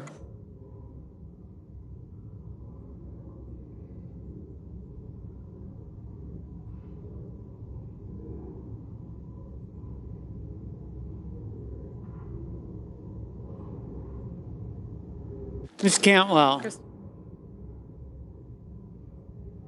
Mrs. Capito.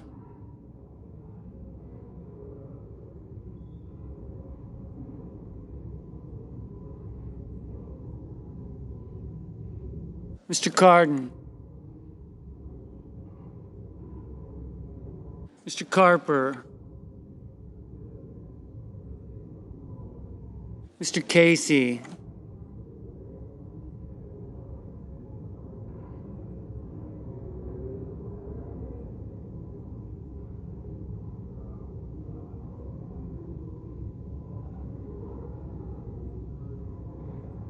Mr. Cassidy.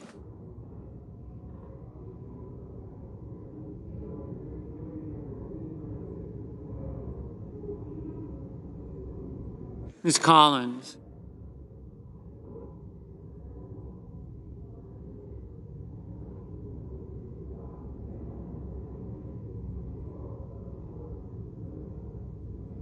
Ms. Collins.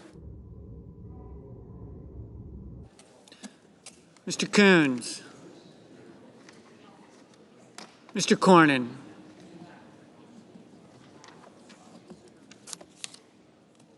Ms. Cortez Masto. Mr. Cotton. Mr. Kramer. Mr. Crapo. Mr. Cruz. Mr. Daines. Ms. Duckworth. Mr. Durbin. Ms. Ernst. Mrs. Weinstein. Mrs. Fisher.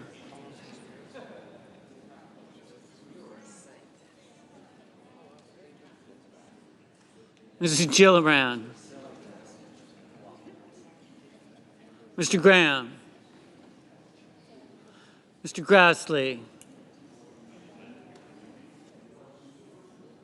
Mr. Haggerty.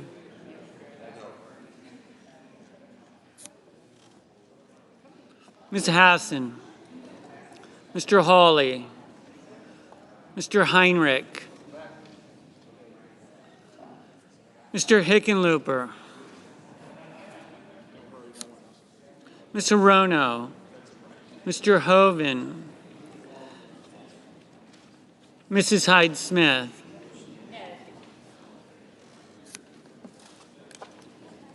Mr. Inhofe. Mr. Johnson.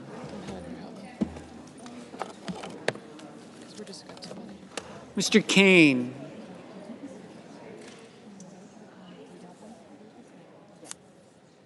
Mr. Kelly.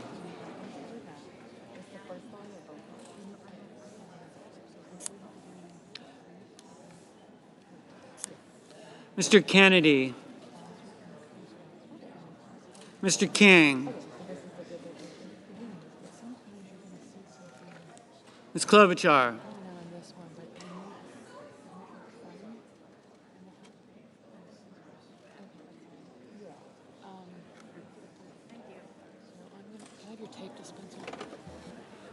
Mr. Langford.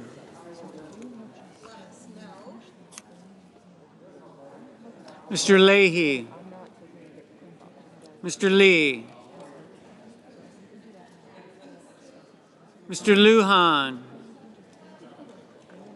Ms. Lummis. Mr. Manchin. Mr. Markey.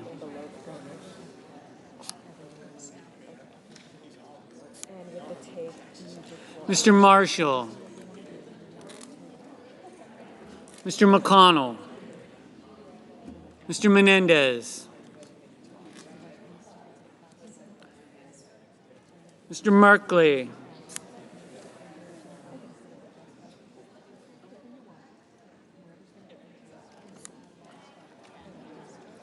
Mr. Moran.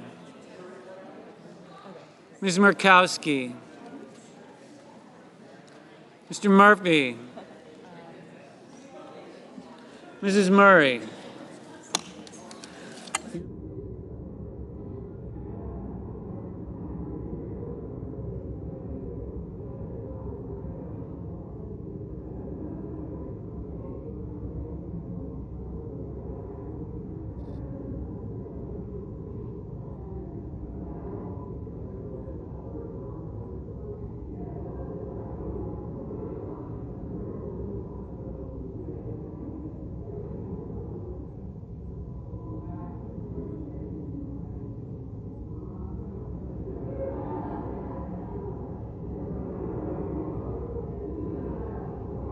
Mr. Ossoff. Mr. Padilla. Mr. Paul.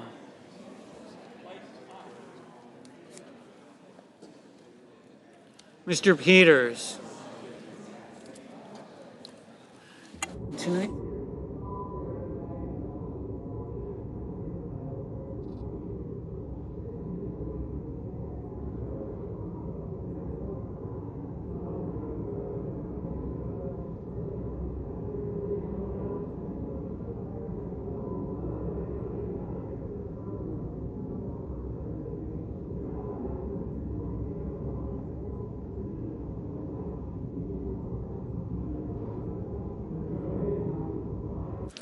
Mr. Peters, Mr. Portman, Mr. Reed.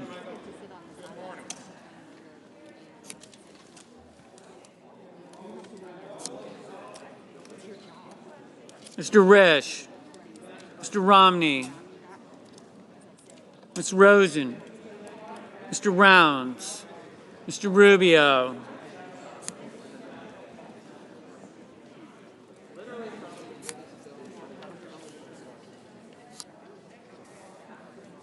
Mr. Sanders, Mr. Sass,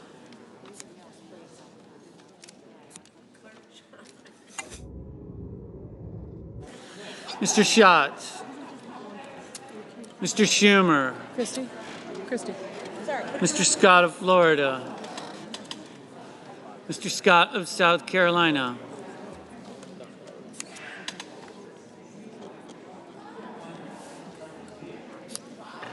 Mrs. Shaheen, Mr. Shelby, Ms. Sinema, Ms. Smith,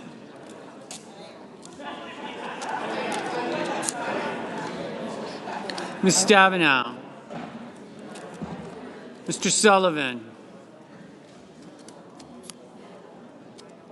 Mr. Tester, Mr. Thune, Mr. Tillis, Mr. Toomey, Mr. Tuberville, Mr. Van Hollen, Mr. Warner,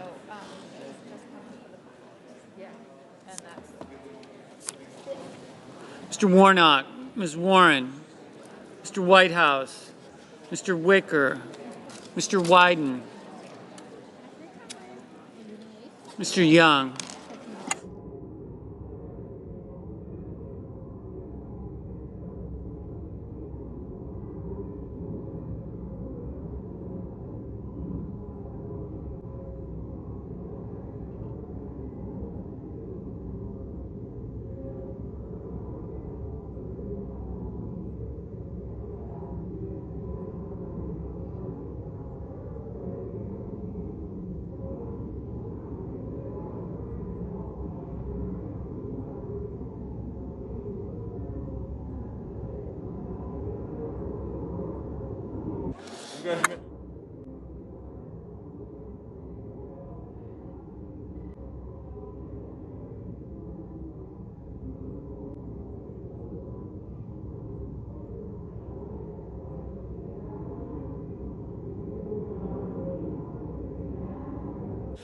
I didn't want to say that out loud.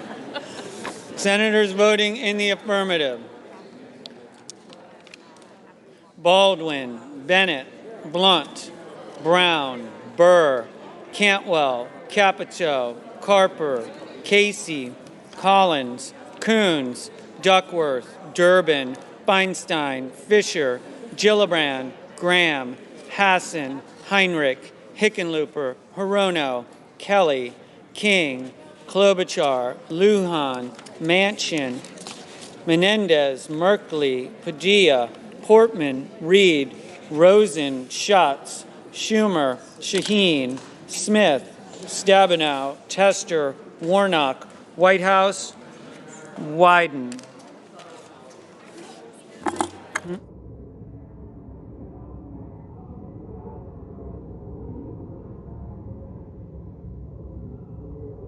Senators voting in the negative: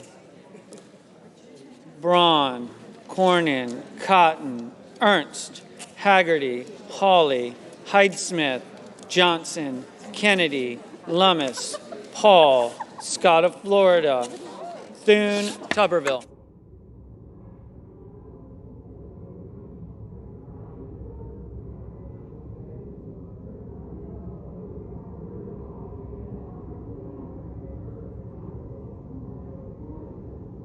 Mr. Sass, no. Mr. Tillis, aye. Mr. Grassley, aye.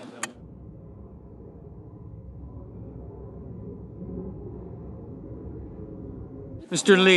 Lee, no.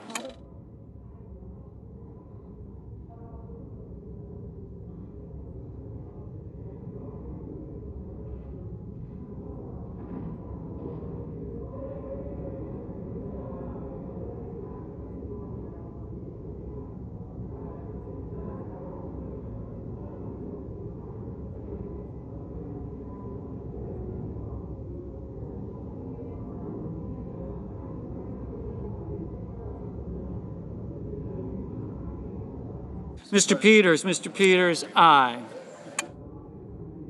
Mr. Leahy, aye.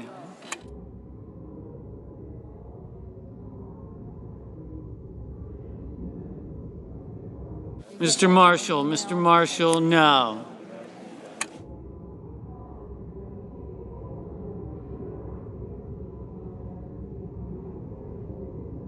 Ms. Cortez Masto, aye.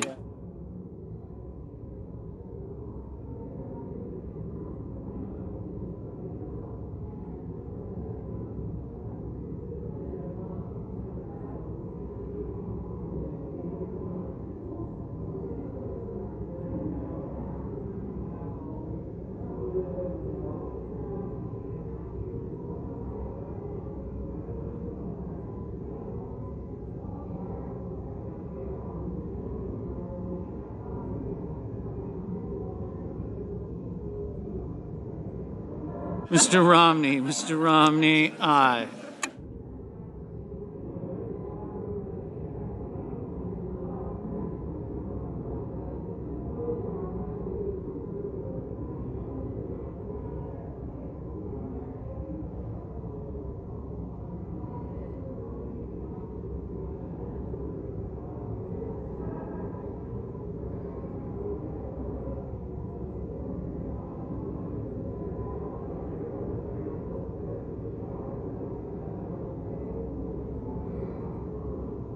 Mr. Daines, no.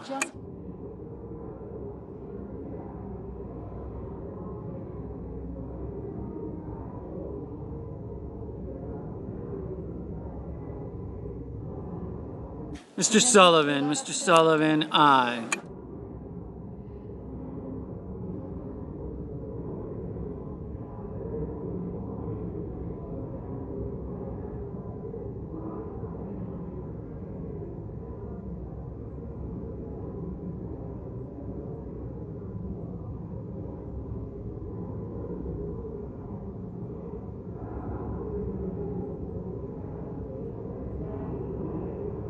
Mr. Crapo, aye.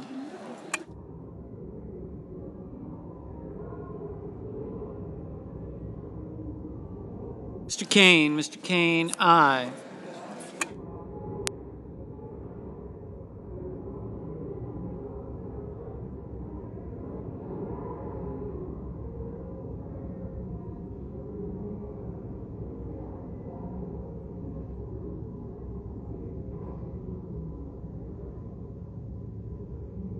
Ms. Warren, aye.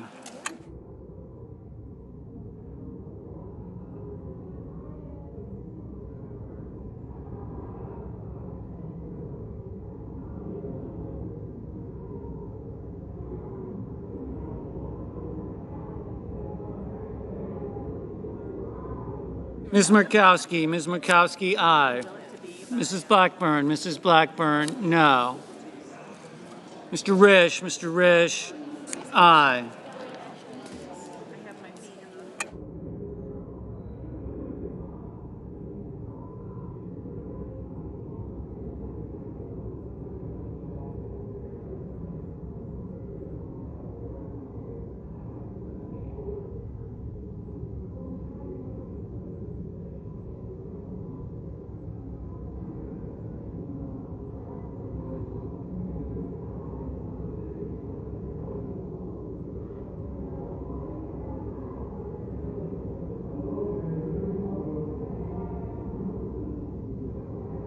Mr. Cassidy, aye.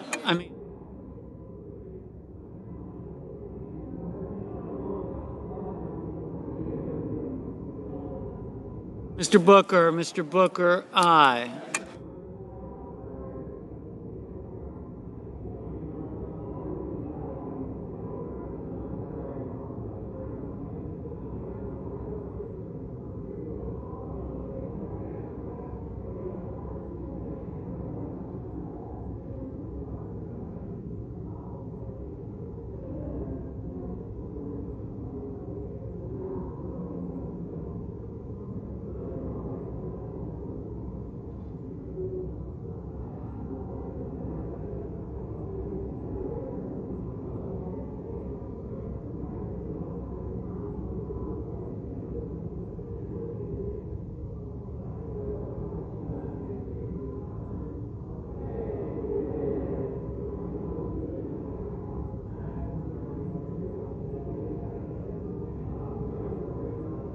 Mr. Ossoff. Mr. Ossoff, aye.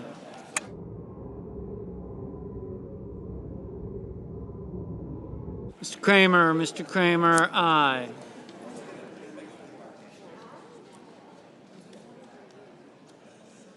Mrs. Murray. Mrs. Murray, aye.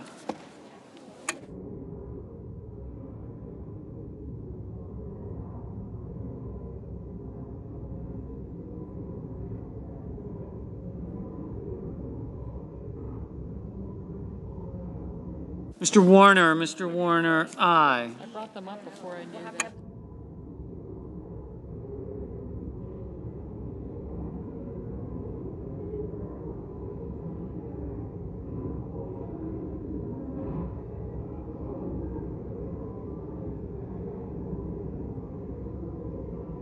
Mr. Toomey. Mr. Toomey, no. Mr. Lankford. Mr. Lankford, no.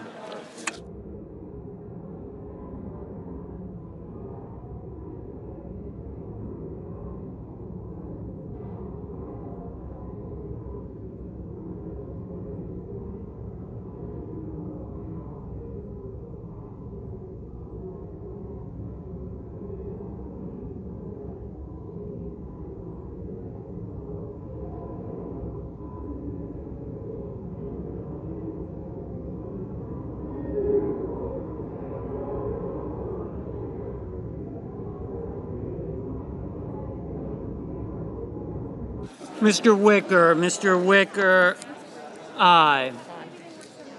Mr. McConnell. Mr. McConnell, aye. Mr. Van Hollen. Mr. Van Hollen, aye. Mr. Rubio. Mr. Rubio, no.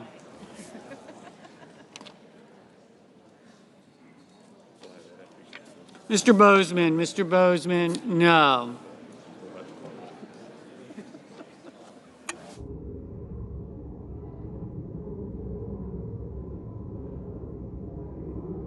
Mr. Blumenthal. Mr. Blumenthal, aye.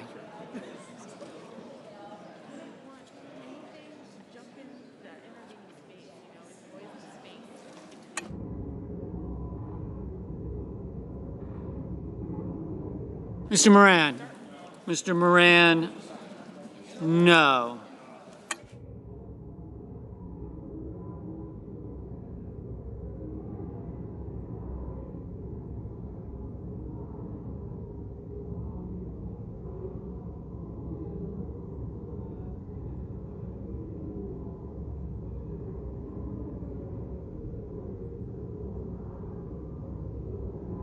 Mr. Cruz. Mr. Cruz, no.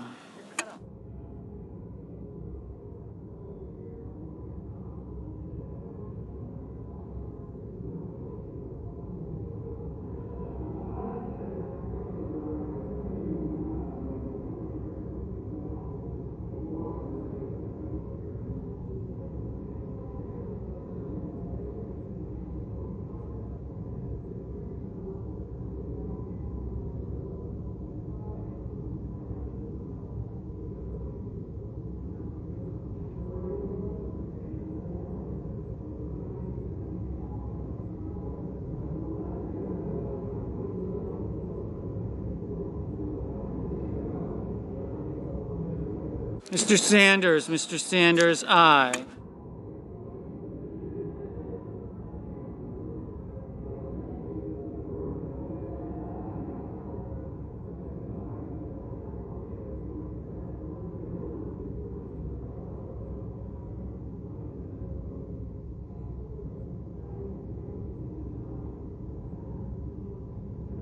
Ms. Sinema. Ms. Sinema, aye. Mr. Cardin. Mr. Cardin, aye.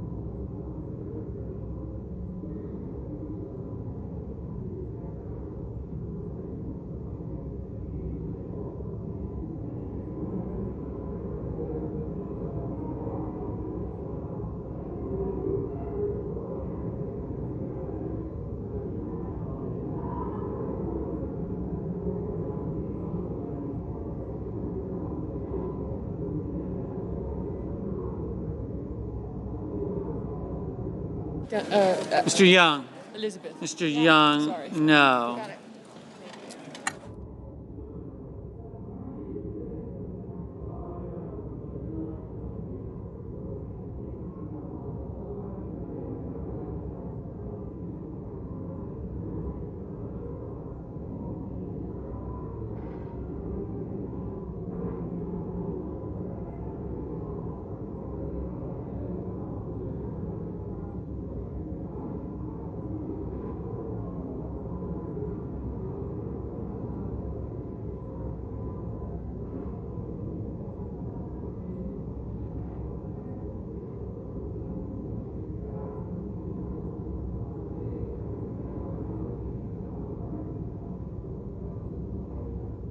Mr. Hoven, aye. Mr. Markey, aye.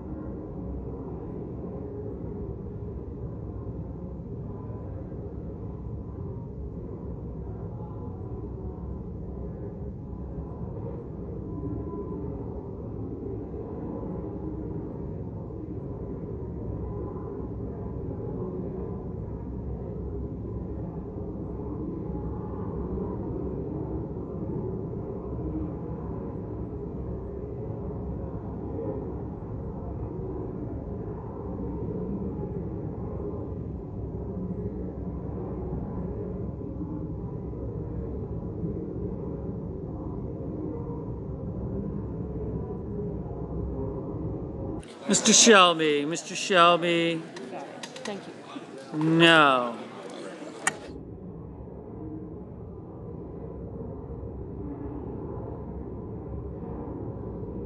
Mr. Scott of South Carolina, no.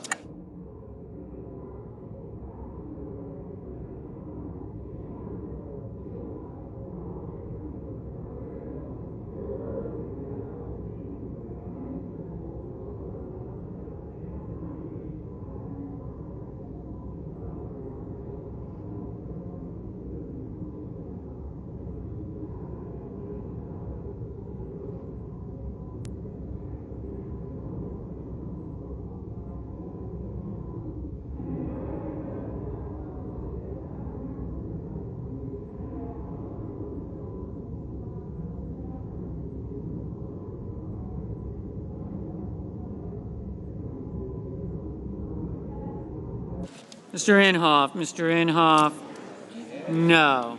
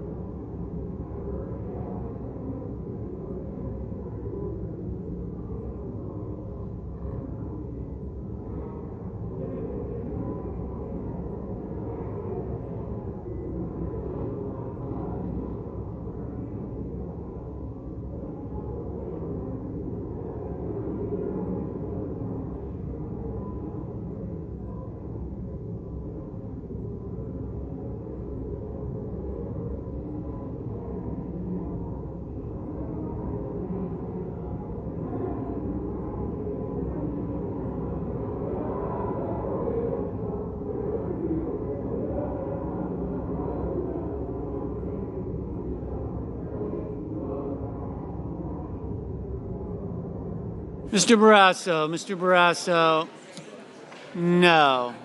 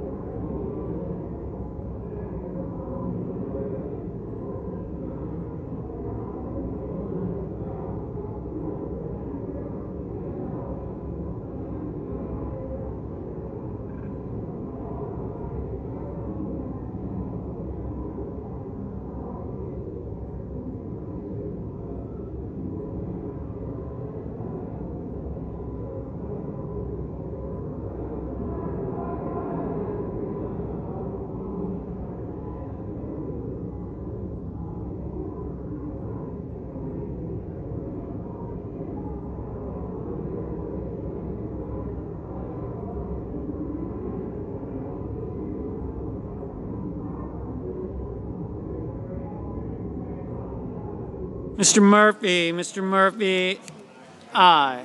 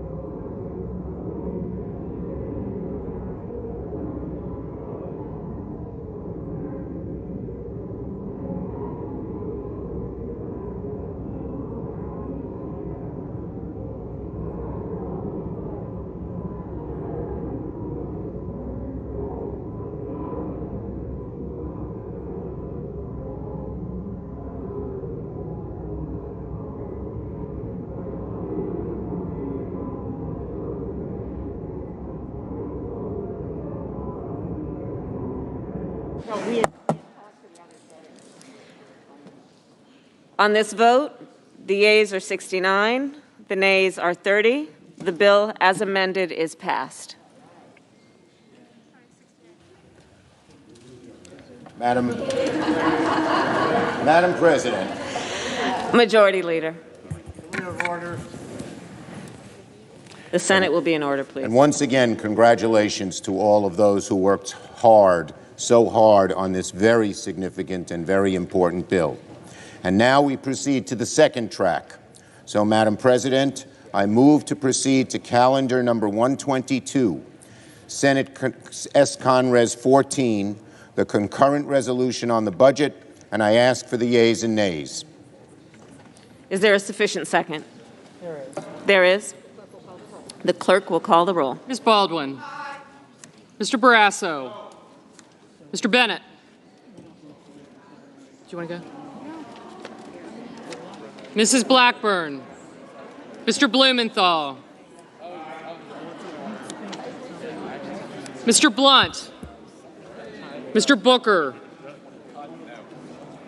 Thanks, guys. See you later. Madam Vice President. I got you. Thank you. Lujan Cantwell.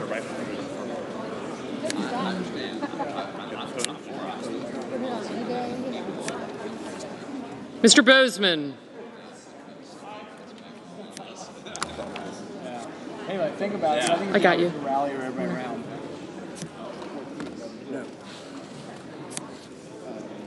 Everybody needs a little sign like that.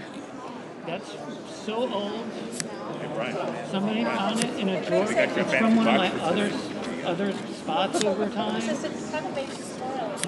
There you go. Mr. Brown. Mr. Burr. That's a nice sign. I wish I knew who did it. Ms. Cantwell. Mrs. Capito. Mr. Carper. Mr. Casey. Mr. Cassidy. Ms. Collins. Mr. Coons. Mr. Cornyn. Ms. Cortez Masto. Mr. Cotton. Mr. Kramer. Mr. Crapo. Mr. Cruz. Mr. Daines. Ms. Duckworth. Mr. Durbin. Ms. Ernst. And they found this one is actually Mrs. Feinstein. Mrs. Fisher. Mrs. Gillibrand.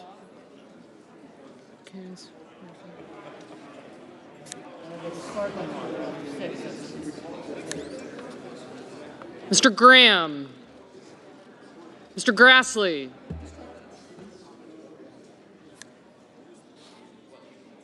Mr. Haggerty.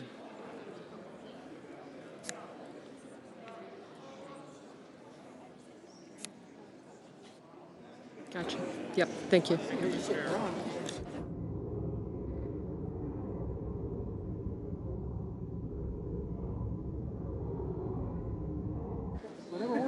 Ms. Hassan.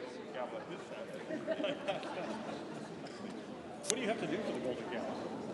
Mr. Hawley. Mr. Heinrich.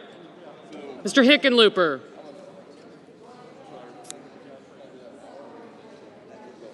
I got you. Ms. Hirono. Mr. Hoven. Mrs. Hyde-Smith. Mr. Inhofe. Mr. Johnson. Mr. Kane. Mr. Kennedy.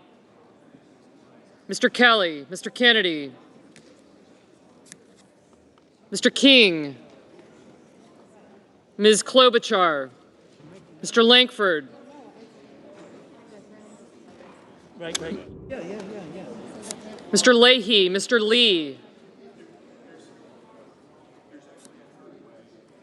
Mr. Lujan. Ms. Lummis, Mr. Manchin, Mr. Markey. Mr. Marshall. Mr. McConnell. Mr. Menendez. Mr. Merkley. Mr. Moran. Okay, I have no idea this is when you guys.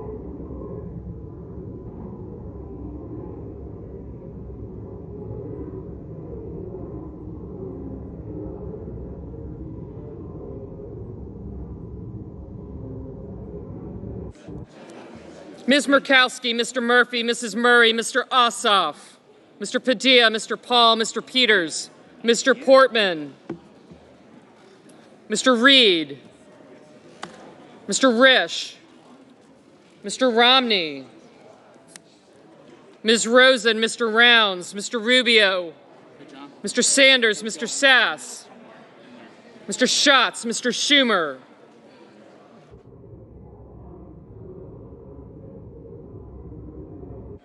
Mr. Scott of Florida, Mr. Scott of South Carolina, Mrs. Shaheen,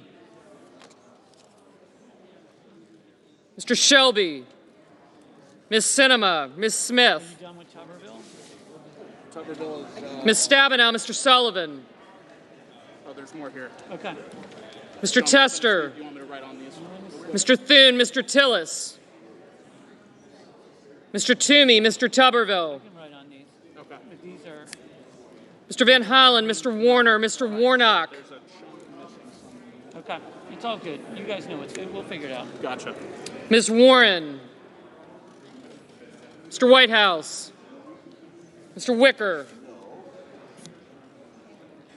Mr. Wyden, Mr. Young,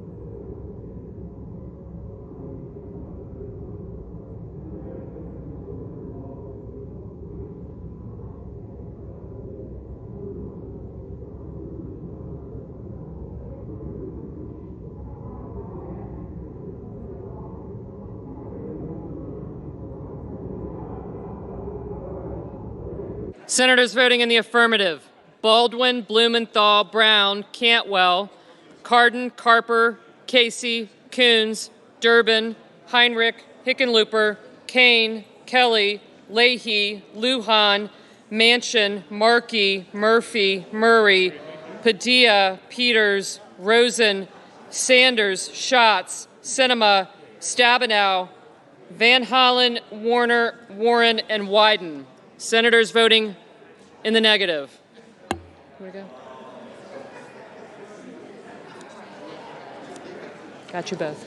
Barrasso, Braun, Burr, Capito, Collins, Cotton, Kramer, Daines, Haggerty, Hyde-Smith, Inhofe, Kennedy, Lankford, Lee, Murkowski, Paul, Romney, Rubio, Sass, Scott of South Carolina, Thune, Toomey, Tuberville, and Wicker. Mrs. Gillibrand?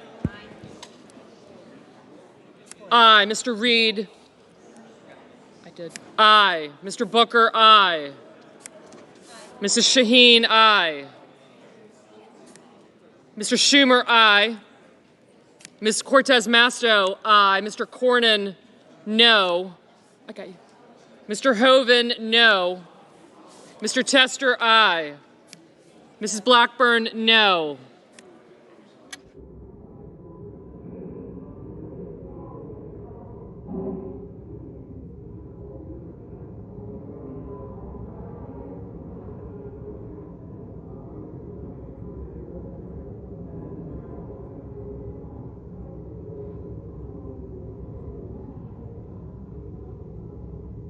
Mr. Portman, no.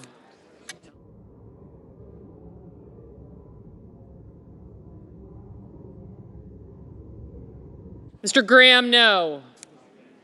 Mr. King, aye.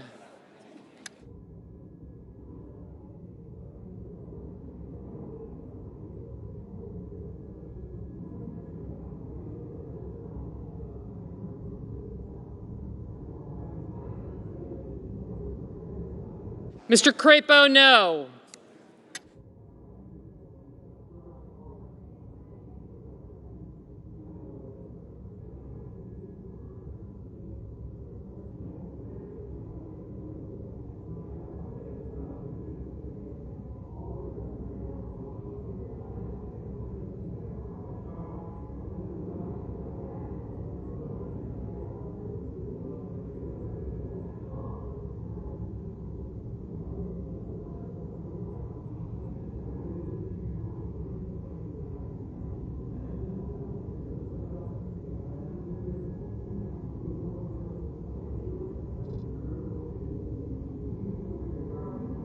Mr. Marshall, no. Ms. Hirono, aye. Mr. Cassidy, no.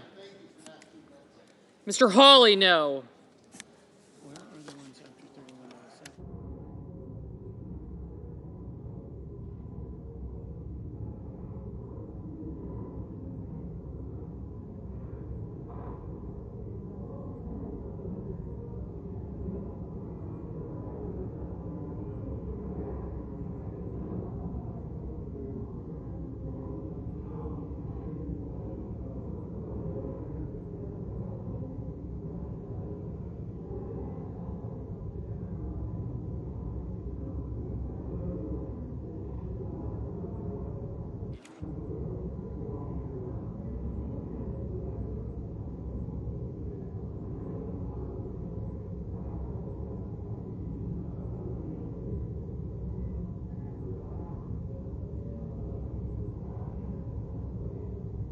Ms. Ernst, no.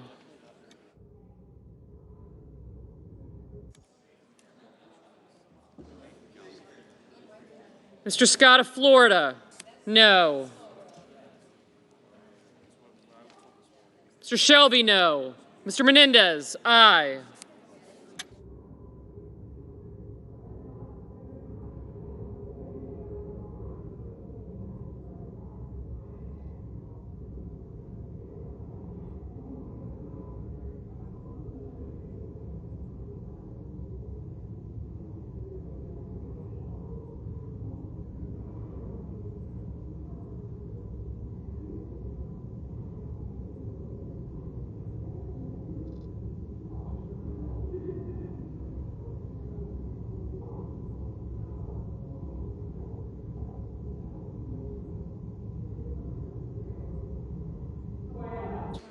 Mr. Whitehouse, aye.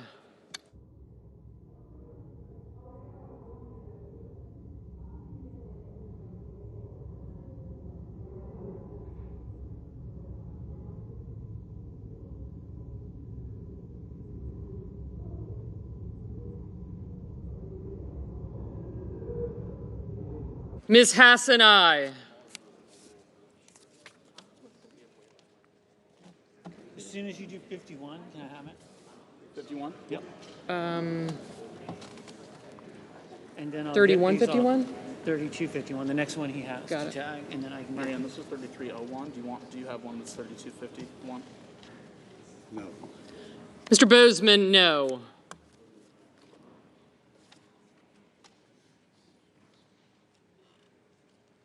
I don't have the 3251 one. Oh, here it is. No, that's 33.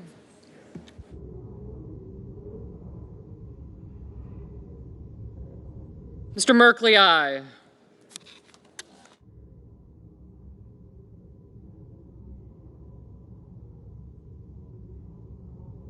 Mr. Warnock, aye.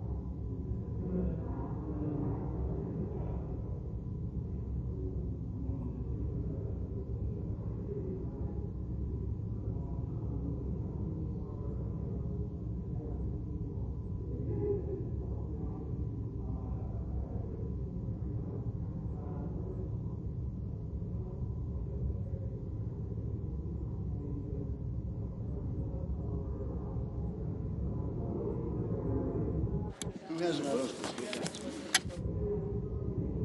Confusing. Sorry. Mr. Moran, no. Mr. Tillis, no.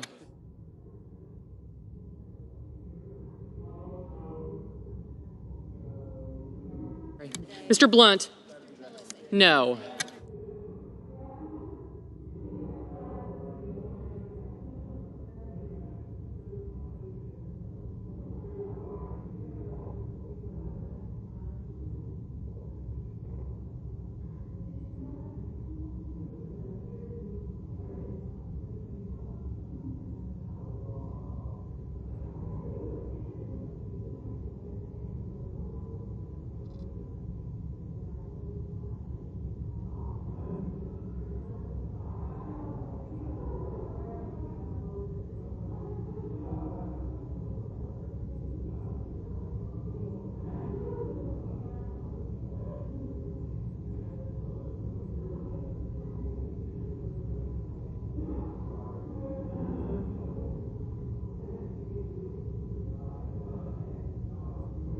Mr. Bennett, aye.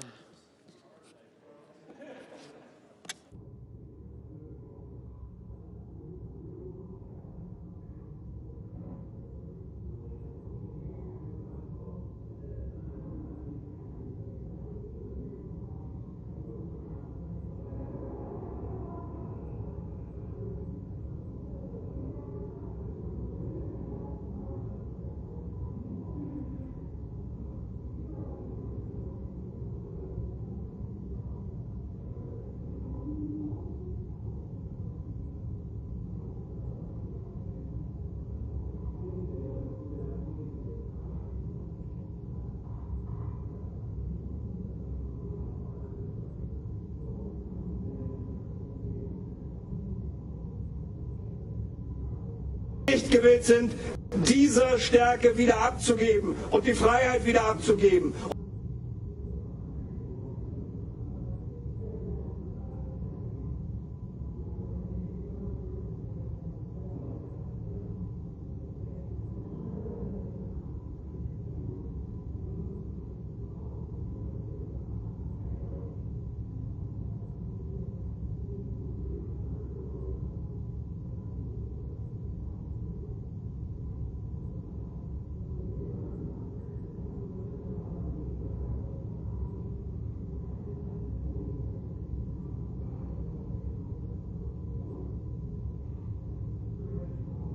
Mr. Risch, no.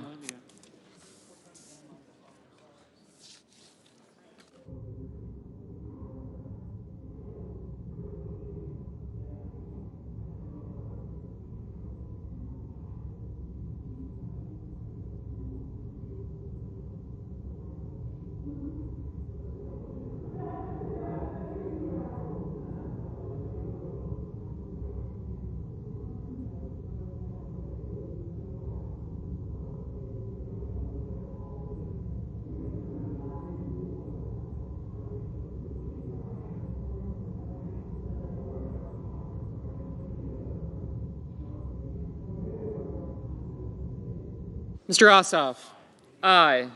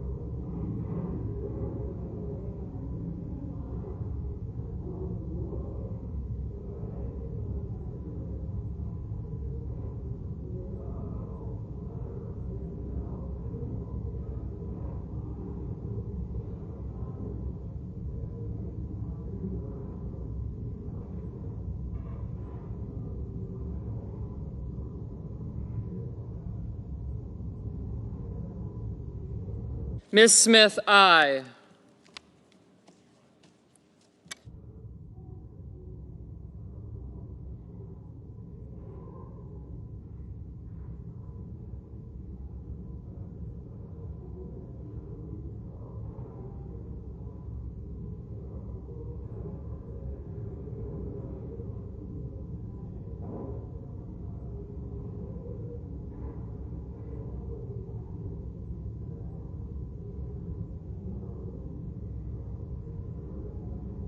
Mr. Grassley, no. Mrs. Feinstein, aye.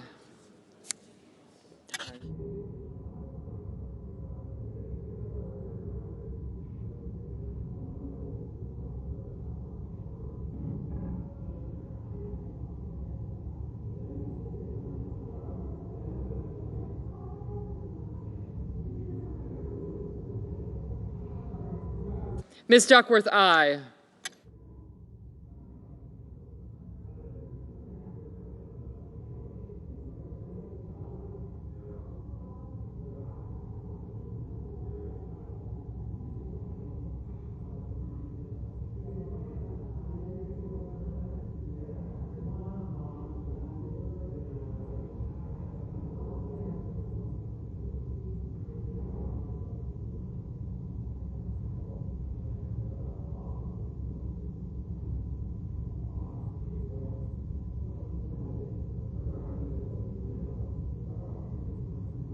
Ms. Klobuchar, aye.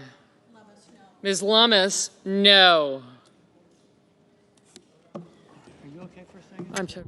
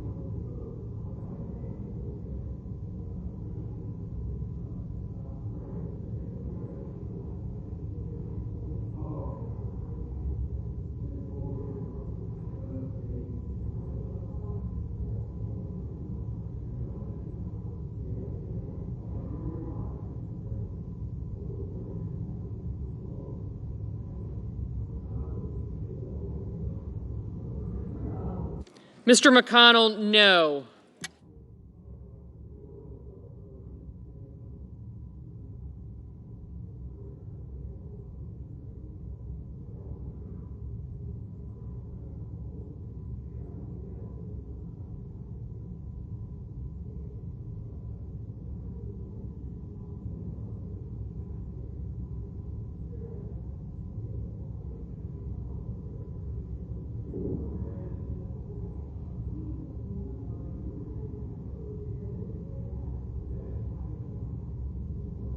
Mrs. Fisher, no.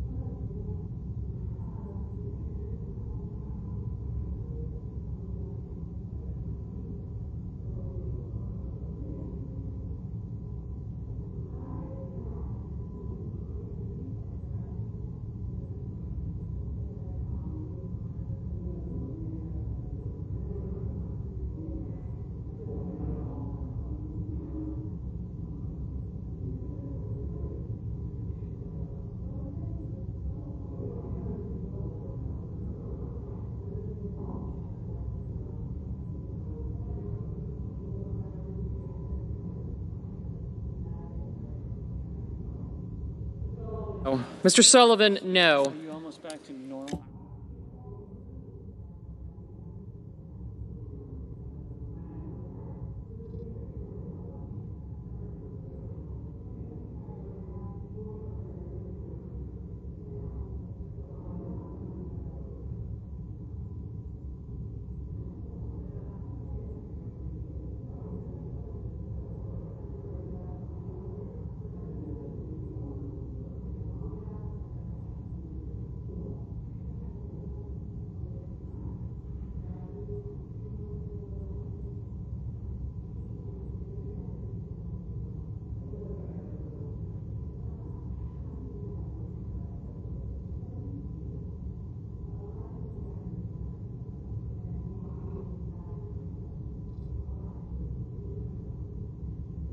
Mr. Cruz, no.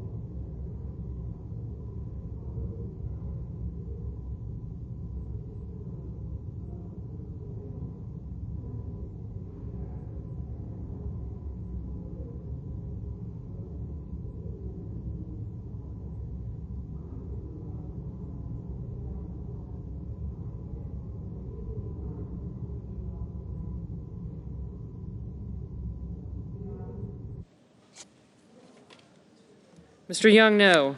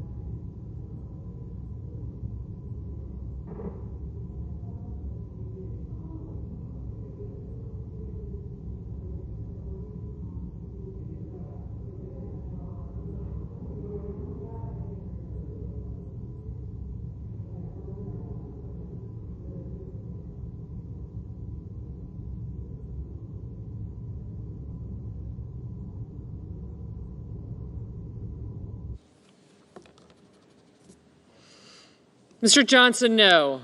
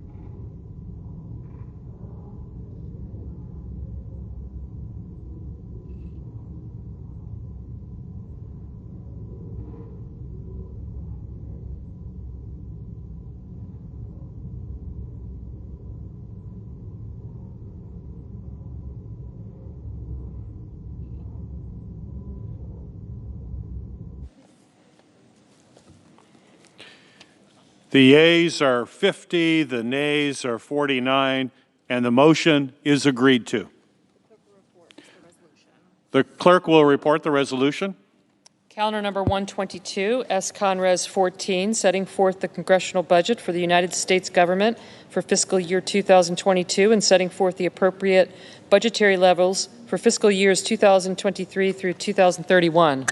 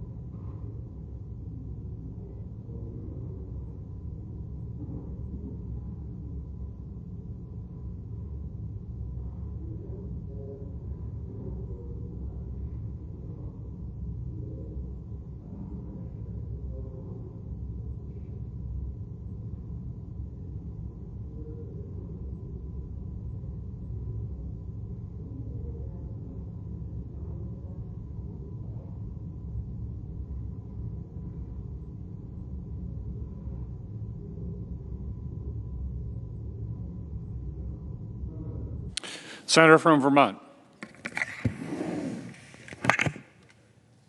Mr. President, I ask unanimous consent that for the duration of the Senate's consideration of S-Con Res 14, the budget resolution for fiscal year 2021, the majority and the Republican managers of the resolution, while seated or standing at the managers' desks, be permitted to deliver floor remarks, retrieve, review, and edit documents, and send email and other data communications from text displayed on wireless personal digital assistant devices and tablet devices.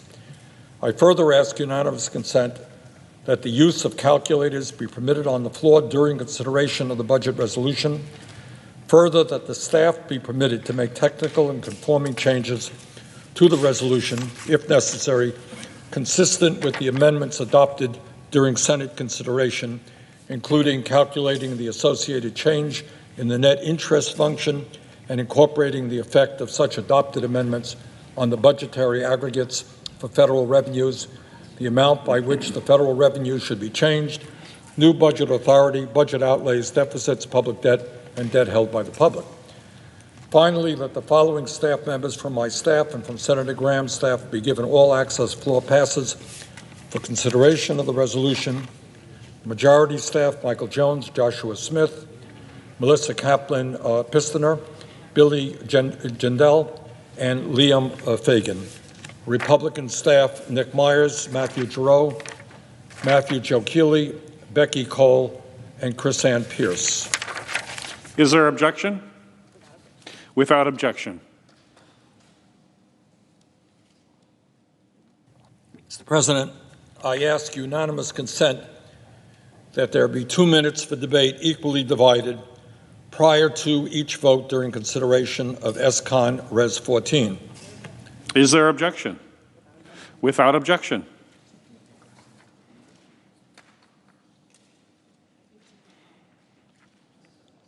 President, let me begin by thanking President Biden and Majority Leader Schumer for their leadership in the arduous process which has gotten us to where we are right now. Mr. President, I do understand that many of my Republican colleagues are in a bit of shock. They're in a bit of shock now. They are finding it hard to believe that the President and the Democratic caucus are prepared to go forward in addressing the long neglected needs of working families and not just the 1% and wealthy campaign contributors. That's not the way things usually happen around here. Usually it's the big money interests, the campaign contributors, and the lobbyists who call the tunes. But not today. Today, we move this country in a very different direction. Mr. President, the American people are sick and tired of growing income and wealth inequality in our country, where two people now own more wealth than the bottom 40%, where the top 1% owns more wealth than the bottom 92%, and where 45% of all new income has gone to the top 1% since 2009.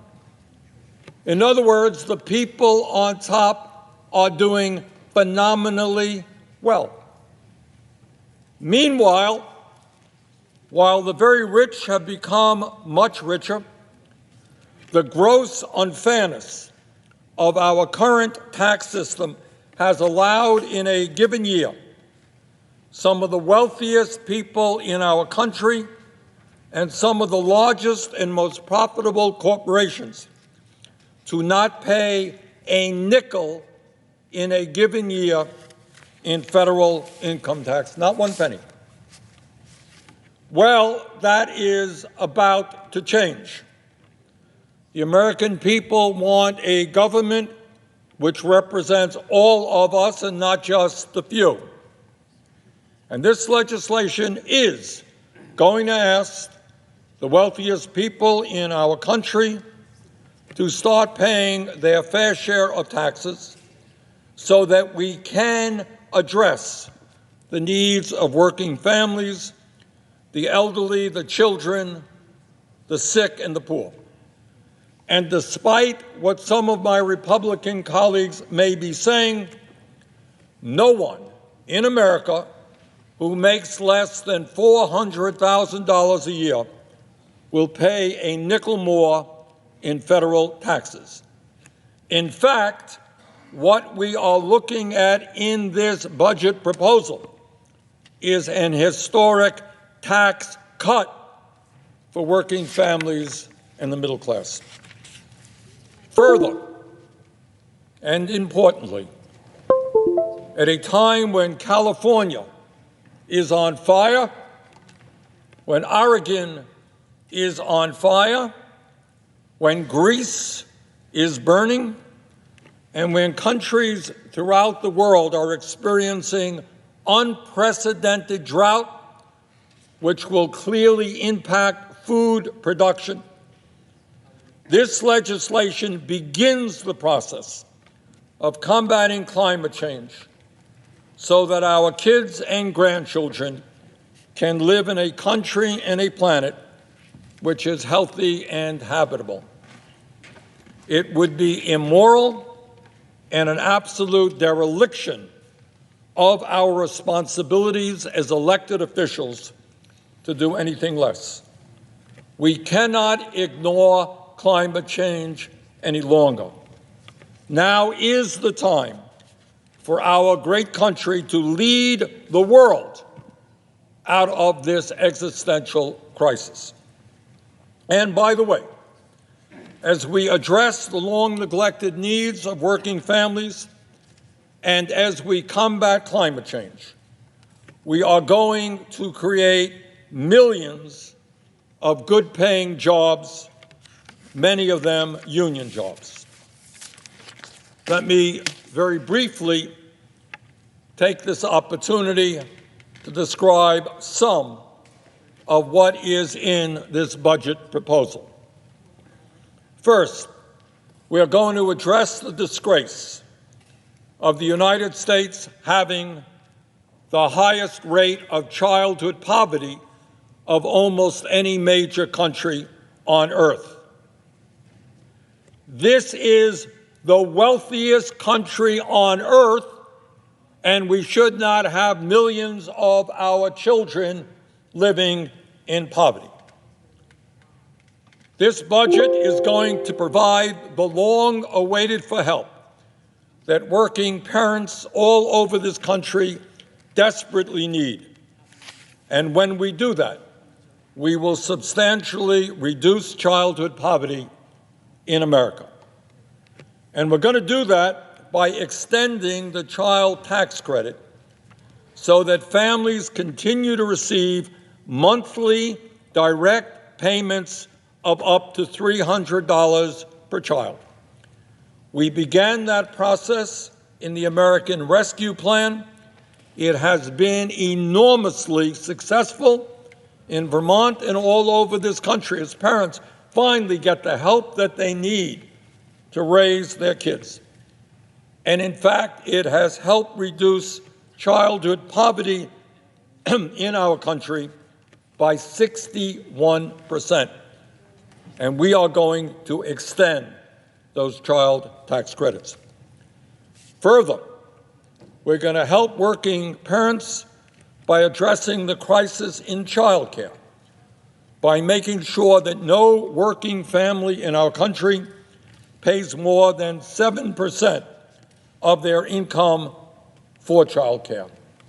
And all over this country, talking to parents in Vermont, elsewhere, people are paying 25% of their income for childcare so that they can go to work. That makes no sense at all. And under our proposal, no working family will pay more than 7%.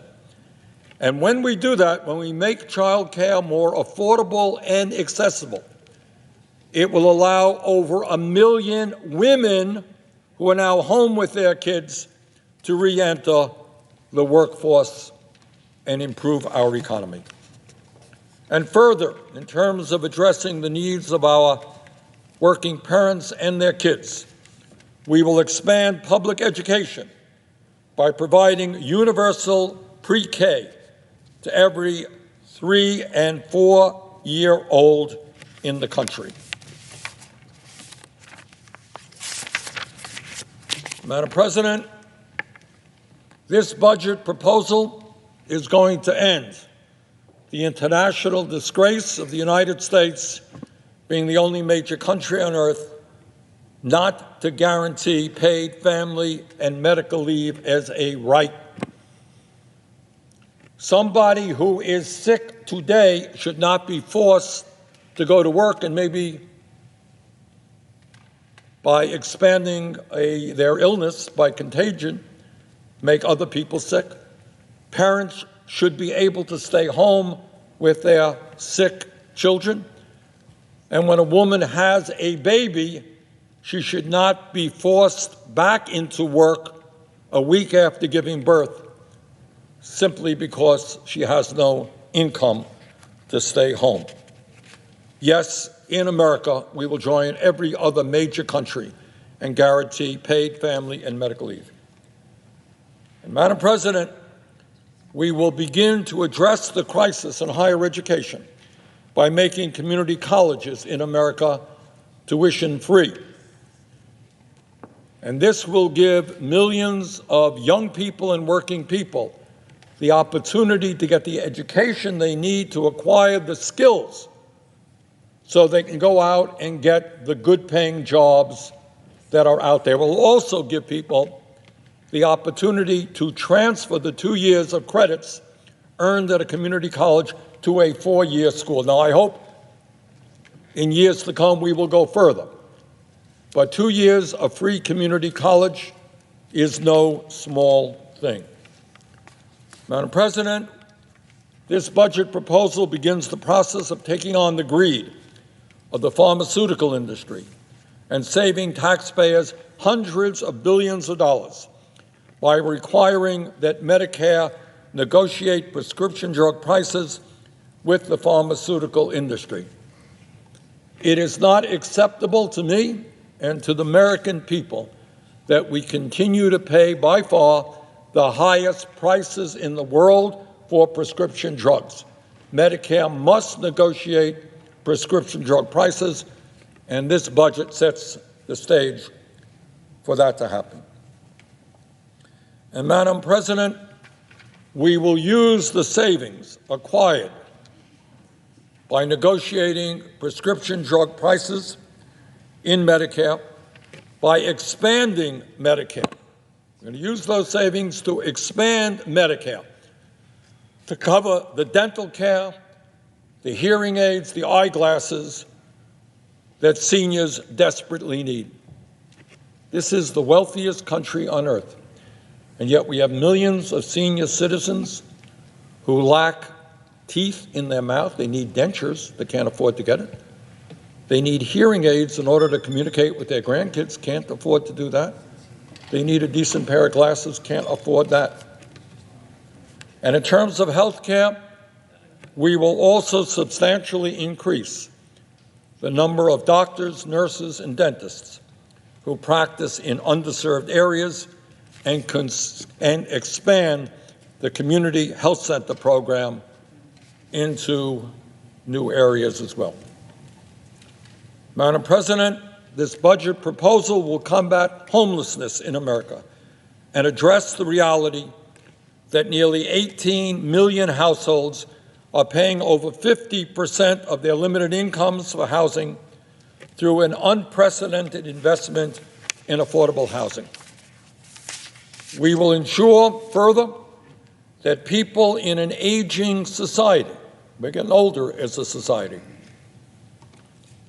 and that we will ensure that those people can receive the health care they need in their own homes instead of being forced into expensive and inadequate nursing homes, and that the workers who provide that important care to the elderly and the disabled are not forced to exist on starvation wages. This is such important work and such emotionally draining work. Those folks deserve a decent paycheck. And Madam President, we will bring undocumented people out of the shadows and provide them with a pathway to citizenship, including those very brave workers who have courageously kept our economy going in the middle of a deadly pandemic. Madam President, as I mentioned earlier, we will take on the existential threat of climate change by transforming our energy system toward renewable energy and energy efficiency. Among many other provisions in terms of climate change, we will establish a civilian climate corps which will give hundreds of thousands of young people good-paying jobs and educational benefits as they roll up their sleeves and get to work to help us save the planet. This budget proposal, will make it easier, not harder, for workers to join unions in America. Madam President, my Republican colleagues are upset that we are using the reconciliation process and only 50 votes to pass this budget. They're very upset about that. But let us be clear. This idea of using reconciliation is certainly not a new idea. When Republicans controlled the Senate, they used reconciliation to pass trillions of dollars in tax breaks to the top 1% and large corporations. When Republicans controlled the Senate, they used reconciliation to make climate change worse by opening up the Arctic National Wildlife Refuge to oil drilling. When Republicans controlled the Senate, they tried to use reconciliation to repeal the Affordable Care Act and throw 32 million Americans off of the health care they had. Well, today it is true. We will also use reconciliation, but we will do it in a different way. We will use it to help the working families of our country and not just the wealthy and the powerful. Madam President, it is no great secret that millions of Americans are giving up on democracy, are moving toward authoritarianism, and are losing faith in their government.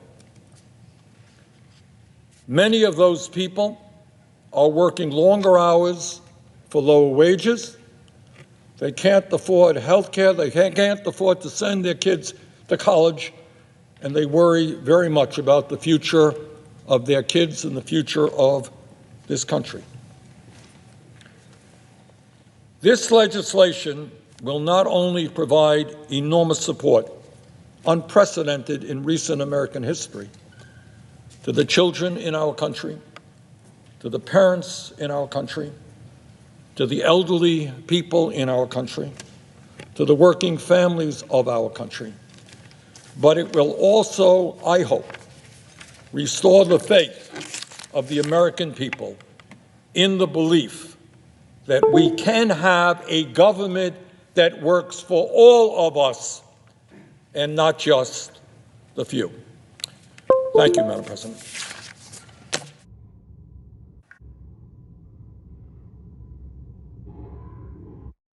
Hey, Madam President. Senator from South Carolina. Thank you. Good to see you back.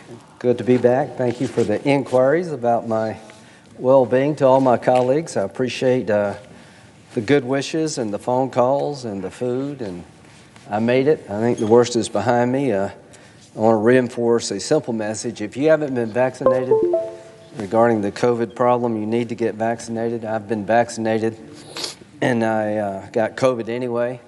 A couple of really bad days, but I'm doing better, and I feel on the mend, and I'm confident if I hadn't had the vaccine, it would have been a lot worse. So in my state, about 50% of the people are still unvaccinated. Just for your own good and the good of our state, I would urge you to consider getting vaccinated. I think the vaccine is safe and it works, and it certainly, I'm glad I had it, and the sooner we can get to herd immunity through vaccinations and other means, the better off we'll be. So to all my colleagues and people back home, thank you for the kind words and the inquiries. Now, but we're back at work, and I'm glad I was able to make this debate. I think this is a debate worth having. We just passed a $1 trillion infrastructure bill. The presiding officer, Senator Sinema from Arizona, was one of the architects of the bill. Congratulations. I voted for it because it made sense to me. We've been talking about infrastructure here for 5 or 10 years. And this $1 trillion package, $550 of new spending, which I believe to be paid for, goes into ports, roads, and bridges, and rural broadband. 19 Republicans voted for it. I'm hoping we can make it reality and get it to President Biden's desk, because I think infrastructure is much needed, and we were finding bipartisanship in that space. Now we're moving on to something completely different. I dare say radical. Right after the majority was seized by the Democratic Party, you pushed through a $1.9 trillion package. It had a lot to talk about COVID, but most of it wasn't related to COVID as we know it, after we'd worked together on $4 trillion of spending. Now, this budget resolution is proposing $3.5 trillion of additional spending, and we'll talk about how that affects you, the public, here in a minute. But the first thing I want you to know is not $3.5 trillion. That's not accurate. When you look at the increase in public debt and the authorization of new discretionary spending, it's at least 4.2. So it's not $3.5 trillion, it's over $4 trillion. First thing you got to do is be honest with the product you're selling. This will cost well over $4 trillion if fully implemented. What else does this bill do that people in this body need to know about? It changes the rule regarding emergency spending.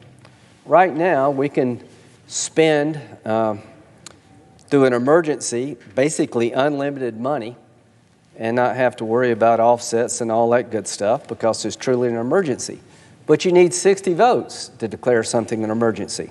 This budget resolution will change that rule so that a simple majority of senators can determine anything they would like to be an emergency and spend without any accountability. I think that's a bad idea for the body, because anything you could do, we can do, and it really is an assault on the idea of minority rights. I think it's the biggest blow to the institution yet. It's buried in this bill, but it eliminates the 60-vote requirement to declare items emergency spending, replacing it with a simple majority, allowing a majority, a single party, to spend without restriction in the name of emergency. So to my friends on the other side, you need to look at what's in this bill, and I hope you will find that to be unacceptable change to the United States Senate, because when it comes to spending, it guts the idea that the minority matters, because all you have to do, if this budget resolution is implemented the way they've written it, is to declare something emergency, get 50 votes, and spend. Very bad idea. We're going to try to change that, and we hope we can find some bipartisan support. So let me tell you about this bill. I'm going to ask some questions. On the immigration side, Senator Sanders said that this bill creates millions of new green cards for people here illegally. So here's a question. If we told the world that in budget reconciliation we're going to increase millions of green cards for people here illegally, do you think that would entice more people to come here illegally?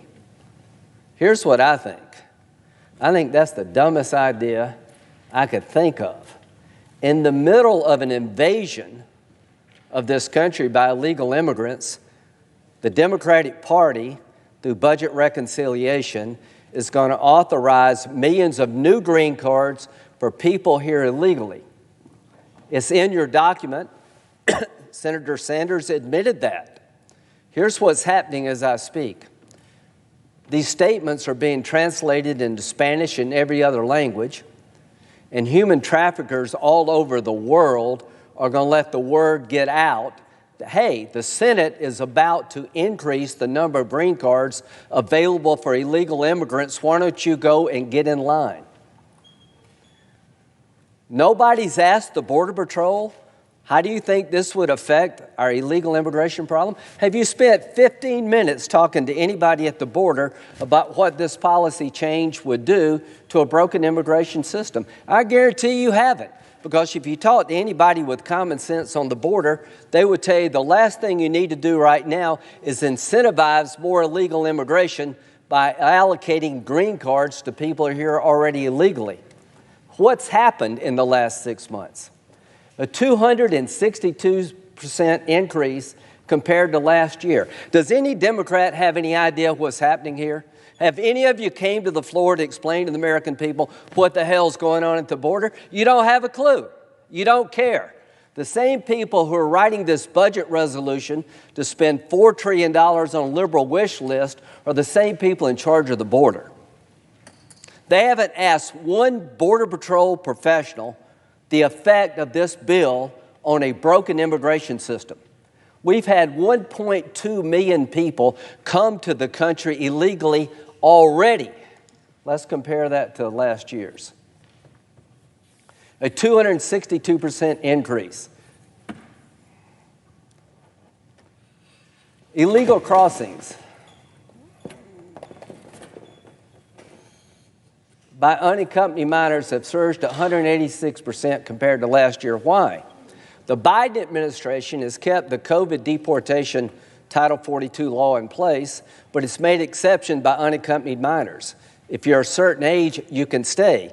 Guess what? The human traffickers have found that out, and word is out all over the Northern Triangle countries, but really the world. We've had a 186% increase in unaccompanied minors because of policy changes made by the Biden administration. 27% of unaccompanied minors recently deported tested positive for COVID-19. How many of the unaccompanied minors have been released into the country? Of the 1.2 million people who have come here legally, how many of them have been released? How many of them have been tested? How many of them positive for COVID? Nobody knows these numbers because nobody seems to have a clue of what to do about it. So what are the trends? Look at this chart. Look at 2020 compared to 18, 19, and 20. An explosion of illegal immigrants. 1.2 million almost year to date. In 2020, we had 458,000. A 260% increase in illegal crossings at the border because the Biden administration did away with the Remain in Mexico policy, so asylum claims are through the roof. We're allowing unaccompanied children to stay as an exception to Title 42, along with families. And guess what? You have an explosion of illegal immigrant crossings in this country. If you pass this budget resolution the way Senator Sanders described, you're going to throw jet fuel on this. This number will go through the friggin' roof. Every human trafficker in the world is going to get the word out throughout the world. They're increasing the number of green cards made available to illegal immigrants in America. Come now, the time is right. What a dangerous idea, but it's part of this grand new vision for America. Let me tell you about this vision for America. Open borders, dropping people by the thousands off into the interior of the United States, not adequately tested, enticing young people to take a very dangerous journey, destroying all the gains we had, stopping a wall that was almost built. That's the vision being created by the budget resolution and then some. The idea of increasing green cards for illegal immigrants already here will make these numbers explode beyond what they are already exploding. Only God knows. Has anyone told you the price at the pump? Has anybody mentioned to you on the other side, what is the cost of this bill when we implement climate change reforms to you as a consumer? Senator Markey, who's a very passionate believer in climate change, said the Green New Deal is part of the DNA of this bill. Senator Sanders is an avowed socialist, one of the most honest people in this building. Senator Sanders' vision for the last 20 and 30 years is in this budget resolution. This budget resolution is a dream for those who want to socialize America. It's a nightmare for working people. How much has gas prices gone up in the last 6 months? $1. Here's what I think. If you implement the provisions of this budget resolution regarding climate change, you're declaring war on the internal combustion engine. You're going to shut down coal-fired plants in rural America. The question I have for my Democratic colleagues, how much will gas prices go up if this bill becomes reality? How much will your heating bill go up because you shut down supply? How has there been an increase of $1 at the pump? Policy matters. I dare say that if this bill ever is implemented, you're going to double gas prices. I hope you're listening out there, America. If they implement this radical transformation of our energy economy, you're going to have a dramatic increase of gas prices and heating prices. This is the worst thought-out idea I've ever seen. They're just throwing every liberal idea and hope it sticks to the wall, and their whole reason for being on the left is in this bill. There's a border-adjusted carbon tax proposal floating around out there. What does that mean to you? What the hell is a border-adjusted carbon tax? The best I can understand, it's going to be a tax on products coming into the country because the way the product was made is not sufficiently green enough. So they're going to charge for that product, put a tax on it at the border. Guess what? That's going to increase the cost of whatever good we're talking about. And where do you think that cost goes? It goes to you. This is the most inflationary idea I've ever seen. We've had 5.4% increase in inflation recently, wiping out all the gains in the economy. How could that be? You're spending money like drunken sailors, and if this bill ever becomes law, if it's ever implemented, and there's a border-adjusted carbon tax, it's going to be passed on to the consumer. If you're on a fixed income, this whole idea is a nightmare for you because your gas prices are going to go up, your heating bill is going to go up, and all the things that they're going to make for free will create an inflationary effect. The size of the government is going to increase dramatically. Interest rates will have to go up. So if you own a home, you drive a car, you breathe air, get ready for more taxes and more spending. All I can say is that I believe in climate change, and I'd like to have a rational approach to solving the problem. But this is not rational. This is partisan. And this $4.2 trillion bill, it's not $3.5, is going to lead to a wave of illegal immigration, the likes of which you've never seen before. A 262% increase in the last 6 months. If this bill, this idea ever becomes reality, you can double that. If this bill ever becomes reality, a $1 increase in gas prices are going to be the good old days. If they shut down all the coal-fired plants without any way to replace it other than a bunch of BS, good luck with a heating bill. They're going to change your country. It's going to be more like Venezuela and less like America. This idea is going to be paid for by taxing the rich is a bunch of BS. If you took the entire wealth of the 1%, including their cars and their dogs, it's less than half we need to deal with the entitlement problems we already have. And you're growing exponentially the size of government. More government to pay for. Eventually, interest rates are going to have to go up. You're putting in motion, I think, the demise of America as we know it. You're putting in motion a government that nobody's grandchild can ever afford to pay. You're putting in motion the destruction of energy independence. You've declared war on the fossil fuel industry in this country. And you've not done a damn thing about China, India, Russia, or Iran. So the bottom line here is if you believe in energy independence, then you need to vote against this budget resolution because we'll lose it.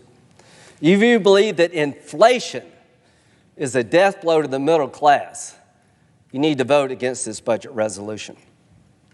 If you don't know how much gas prices are going to be increased, they owe you an answer. So I'm going to ask this question for the next 15 hours. Do you have any idea, if all this becomes reality, how much increase at the pump will be affected by the average consumer in the next year? How much will our heating bills go up? As to the border-adjusted carbon tax, will it be inflationary? Where does the money go from the tax? Who gets it? Little details like this. All I can say is that everybody has a dream in America. There's the American dream and the American socialist dream for America. This budget resolution sets in motion an assault on free enterprise, the destruction of energy independence, incentivizing illegal immigration at a time we can afford it the least. If you don't believe these things, then you haven't read what's in this blueprint. Have you ever asked yourself the question, what the hell has happened in the last 6 months? Why are we up $1 a gallon at the pump? Because they've declared war on fossil fuels made in America. Why do we have a 262% increase in illegal immigration? Because they changed all the policies that worked at the border. Why is inflation rising? Because the fiscal policies of the Biden administration and our friends on the left are driving up prices. The worst is yet to come. If this budget resolution becomes a reality, God help the American middle class. We'll be less energy dependent. Our money will go not nearly as far. You're going to have to dramatically raise taxes if you intend to pay for this monstrosity. And some Democrats have said it's got to be paid for. There's no way in hell to pay for this bill unless you fundamentally raise taxes across the board at a time we're struggling to get back on our feet. So this is why we have elections. In 2022, this idea will be on the ballot. And my goal and my Republican colleagues is to fight like hell to stop the increase at the pump, stop an increase of your heating bills, and to stop an invasion of our country by illegal immigrants, all driven by bad policy choices. But everything they've done in the last 6 months pales in comparison to what they're going to do for this country if this budget resolution ever becomes a reality. So yes, sir, we're going to have one hell of a fight. I don't know how long we're going to be here, but as long as it takes, America is worth fighting for. And America, as we know her, is at risk through this budget resolution. Thank you.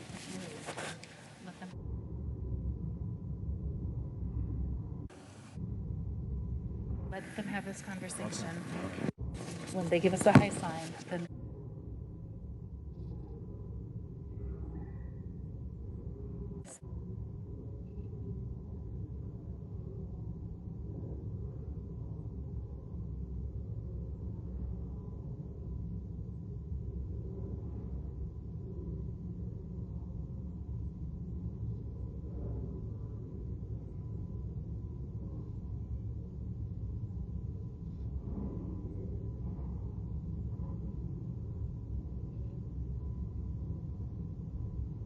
Am I going? Yes, go ahead.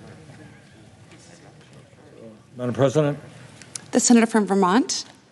I ask unanimous consent that it be in order to call up the following amendments, that they be reported by number, and that the Senate vote in relation to the amendments in the order listed, with no amendments in order prior to a vote. Barrasso, 3055, Carper, 3330, Thune, 3106, Cortez Masto, 3317. Is there objection? Without objection. I yield the remaining Republican time on the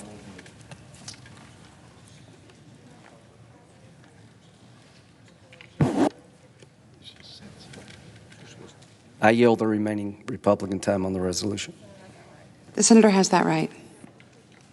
I yield the majority's remaining time on the resolution. The senator has that right. All time on the resolution has been yielded back.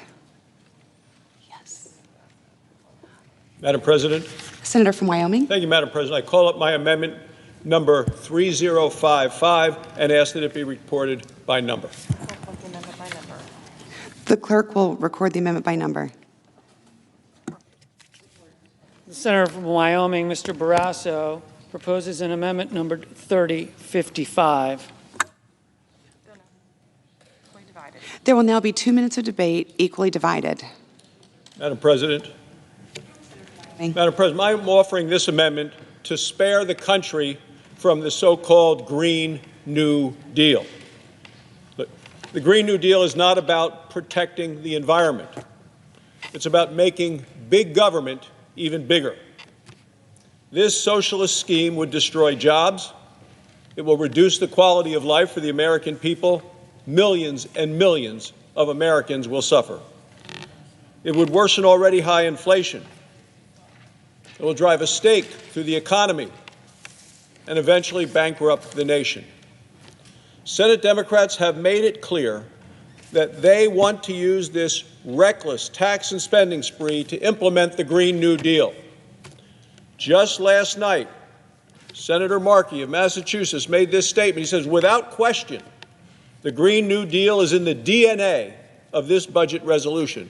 Let me repeat. He said, without question, the Green New Deal is in the DNA of this budget resolution. Instead of raising costs on energy, we should be working to lower the cost of alternative technologies and fuels through innovation, not taxation and regulation.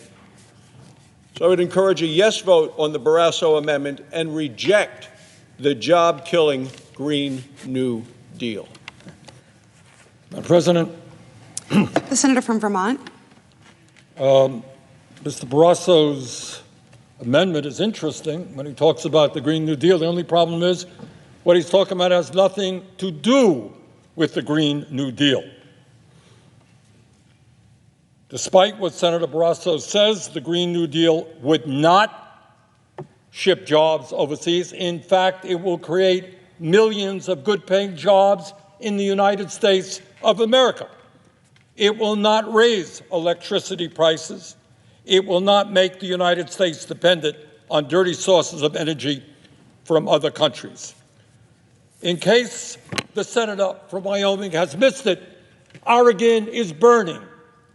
California is burning. Greece is burning. There is a drought hitting virtually every country on Earth. Newsflash, climate change is real, and the United States and other countries have got to address it. Madam President, as a supporter of the Green New Deal, I have no problem voting for this amendment because it has nothing to do with the Green New Deal. The question is on the amendment. Yeas and nays. Is there a sufficient second? There appears to be. There appears to be. The clerk will call the roll. Ms. Baldwin, Mr. Barrasso.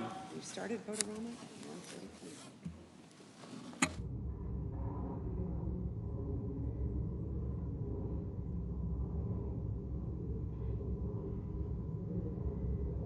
Mr. Bennett.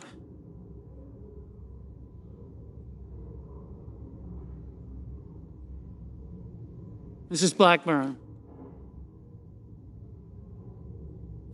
Mr. Blumenthal.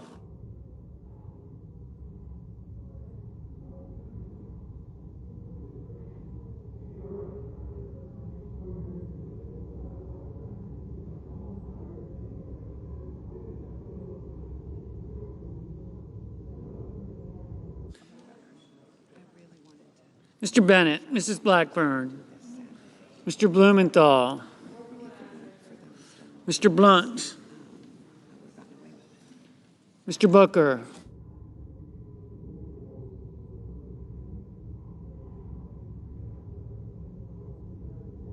Mr. Bozeman, Mr. Braun,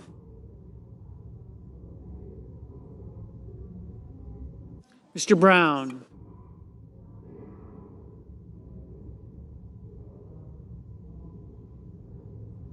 Mr. Burr,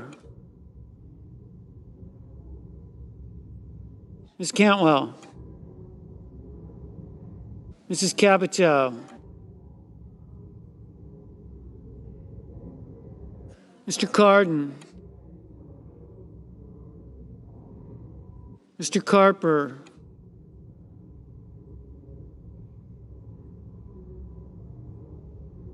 Mr. Casey,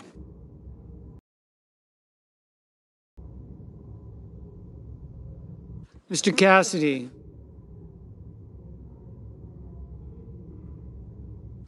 Ms. Collins, Mr. Coons, Mr. Cornyn,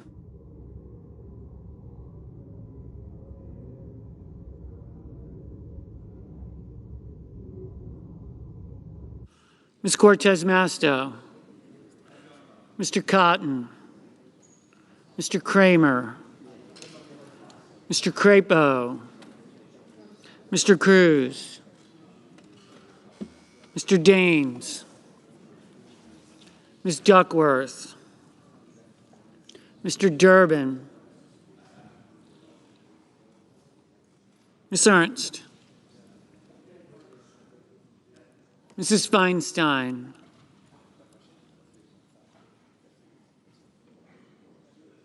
Mrs. Fisher, Mrs. Gillibrand, Mr. Graham, Mr. Grassley, Mr. Haggerty, Ms. Hassan, Mr. Hawley, Mr. Heinrich, Mr. Hickenlooper, Ms. Hirono, Mr. Hoven, Mrs. Hyde-Smith, Mr. Inhofe. Mr. Johnson. Mr. Kane. Mr. Kelly. Mr. Kennedy.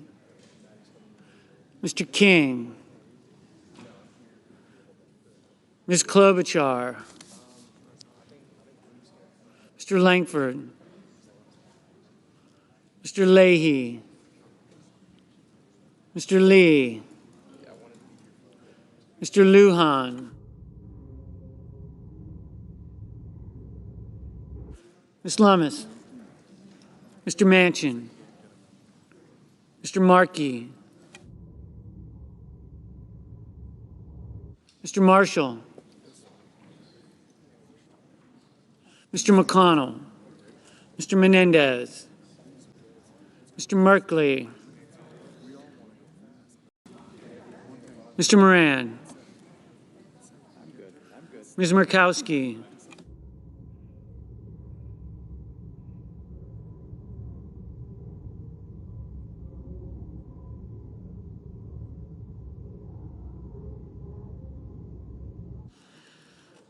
Mr. Murphy.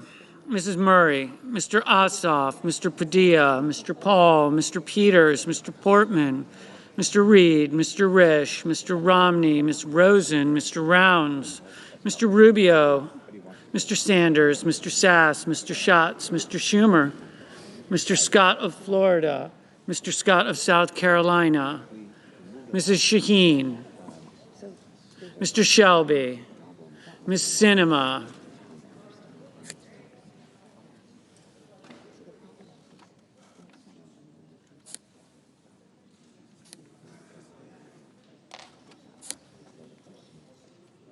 Ms. Smith, Ms. Stabenow,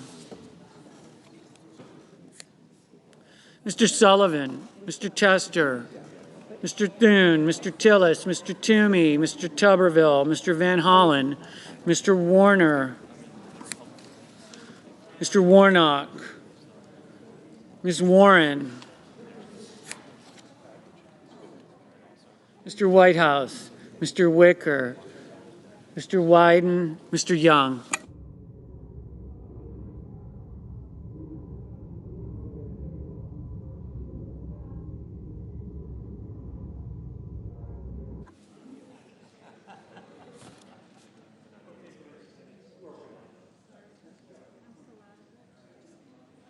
Senators voting in the affirmative.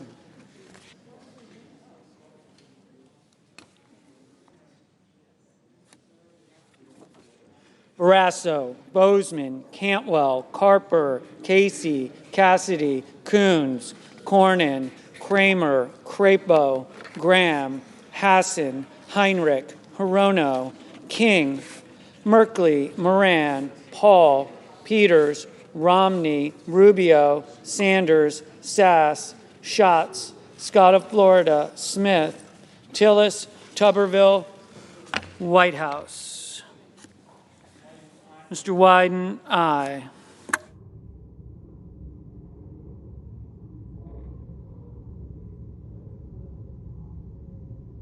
Mr. Tester, aye.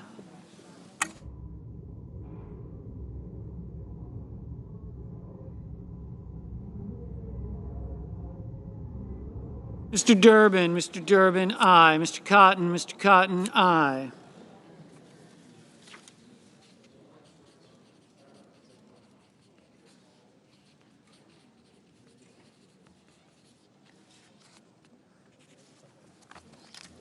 Ms. Ernst, aye. Mr. McConnell, aye.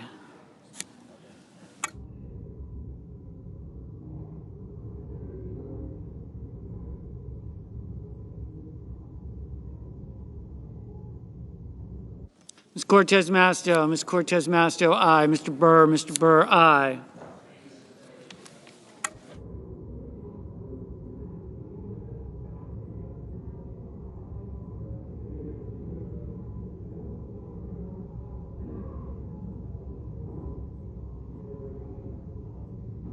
Mr. Marshall, aye.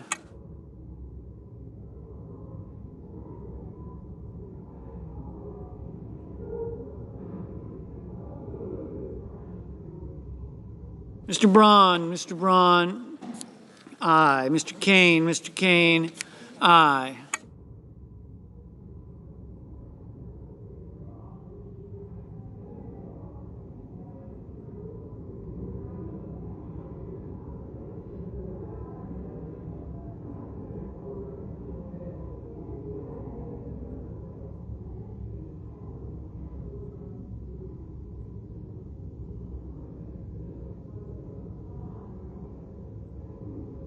Mr.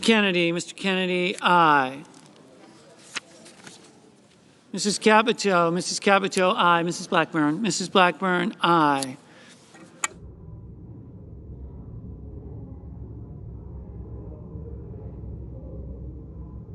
Mrs. Feinstein, aye.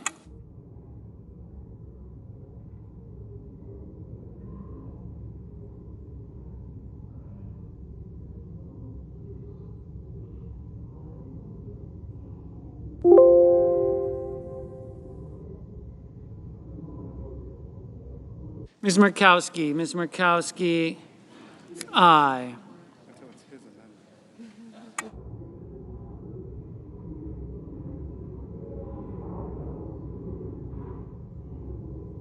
Mr. Warner, aye.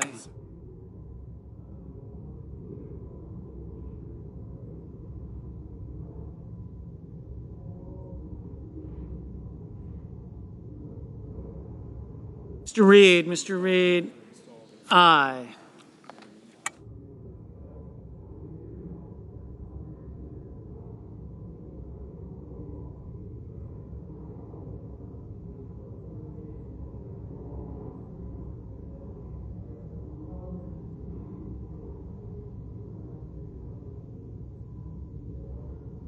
Mr. Grassley, aye.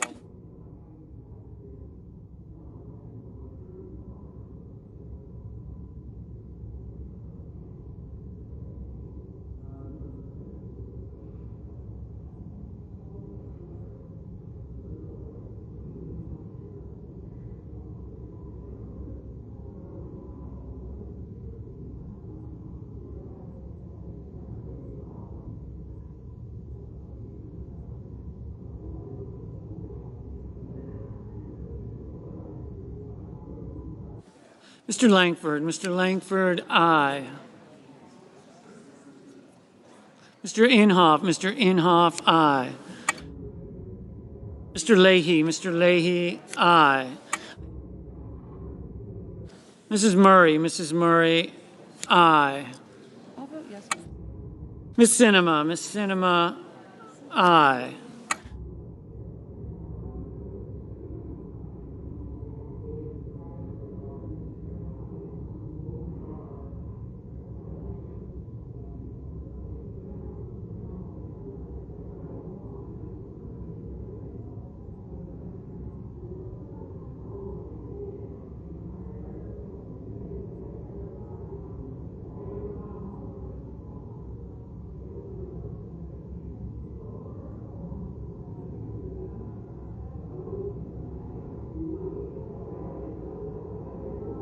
Ms. Lummis, aye. Hi, I was waiting for you. Mr. Blumenthal, aye.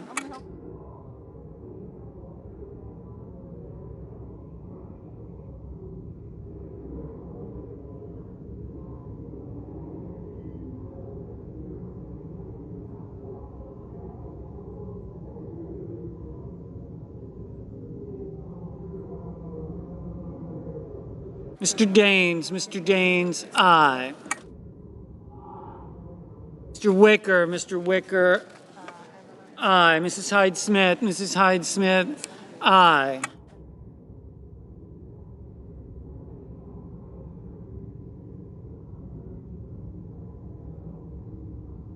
Haggerty. Ms. Stabenow, aye. Mr. Hawley, aye. Ms. Rosen, aye. Ms. Baldwin. Ms. Baldwin, aye.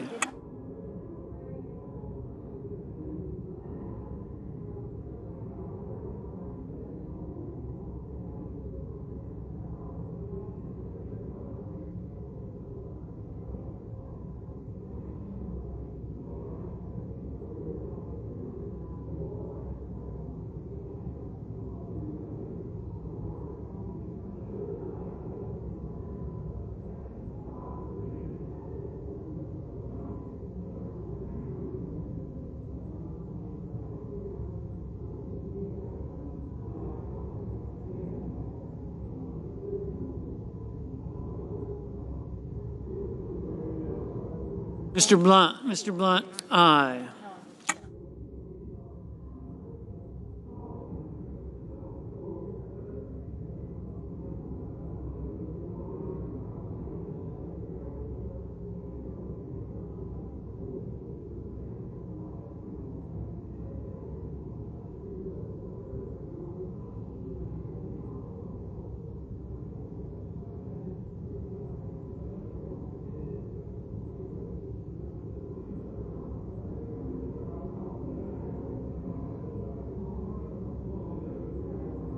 Mr.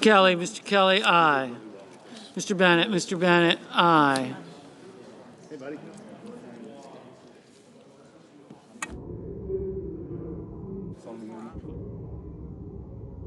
Mr. Manchin, aye.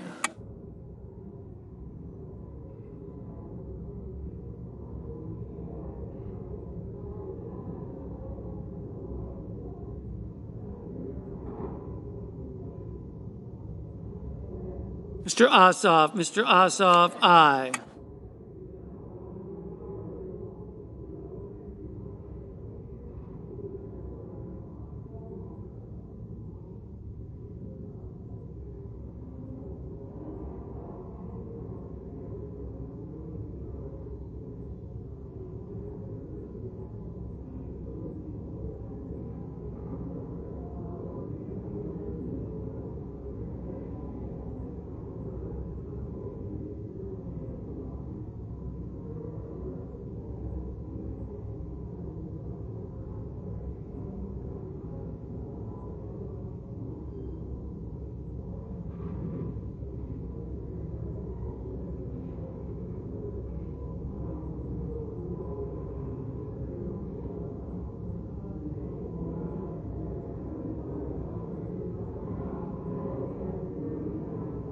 Mrs. Gillibrand, aye.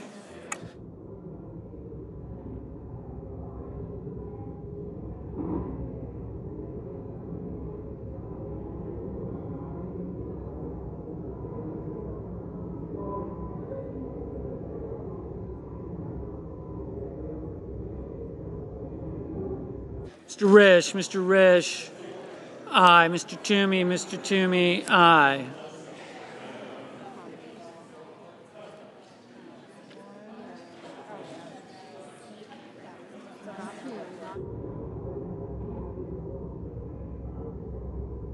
Ms. Collins, aye. Mr. Thune, aye. Oh, I'm sorry.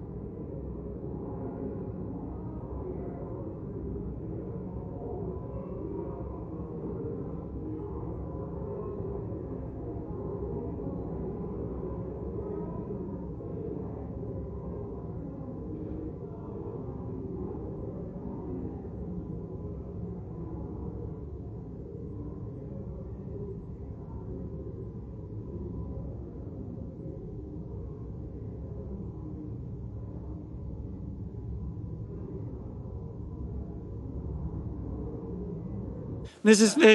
Fisher, aye.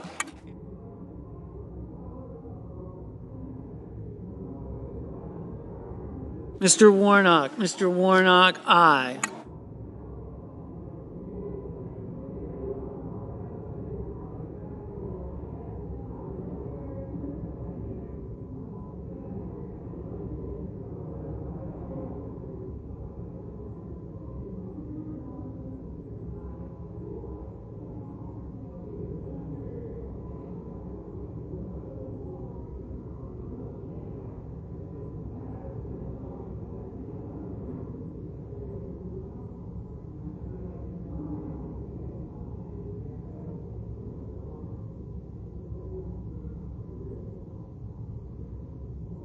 Mr. Murphy, aye. Mr. Cardin, aye. Mr. Menendez, aye.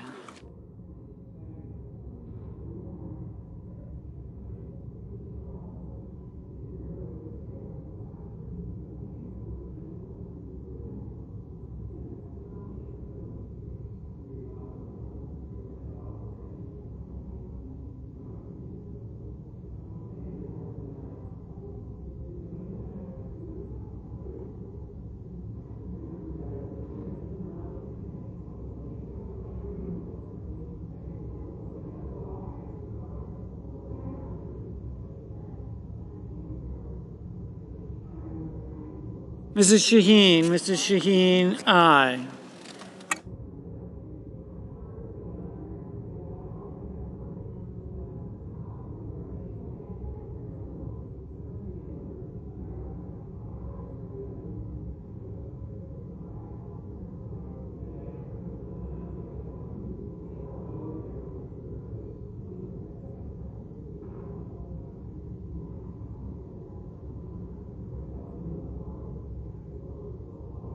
Mr. Hoven, aye.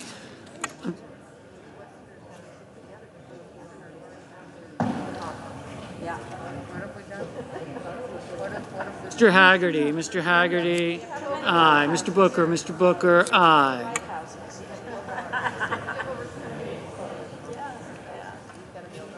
So that's what I was, that's for Joe.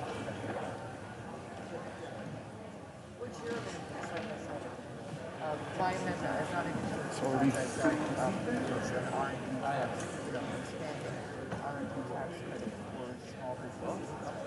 that's a good one. Based on the bill that's a nice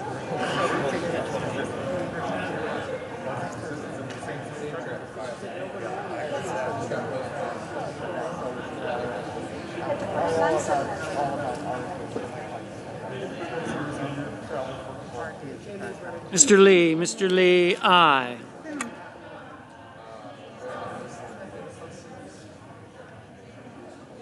My family's there right now.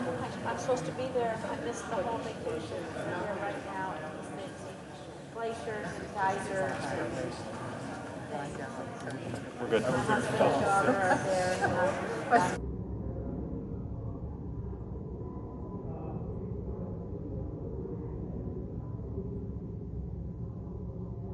Mr. Cruz, aye. Ms. Warren, aye.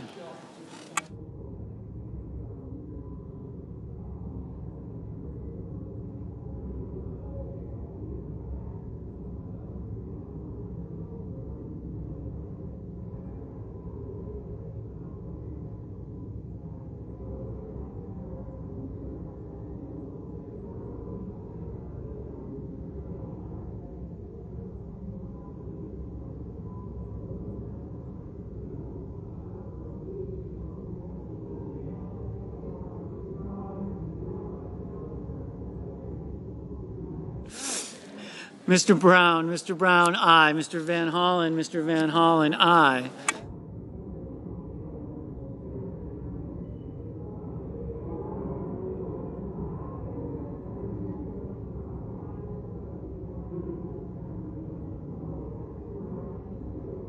Ms. Klobuchar, aye.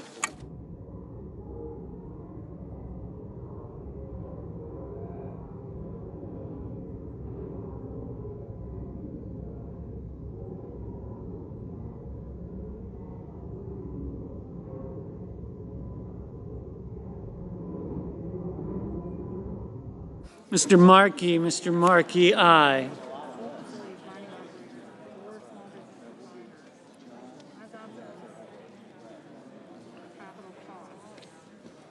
Mr.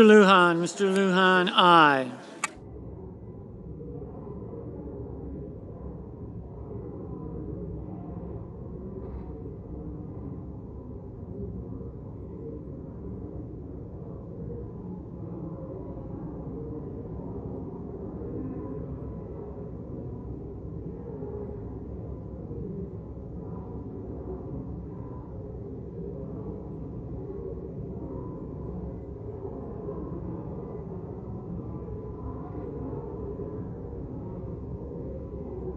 Ms. Duckworth, aye.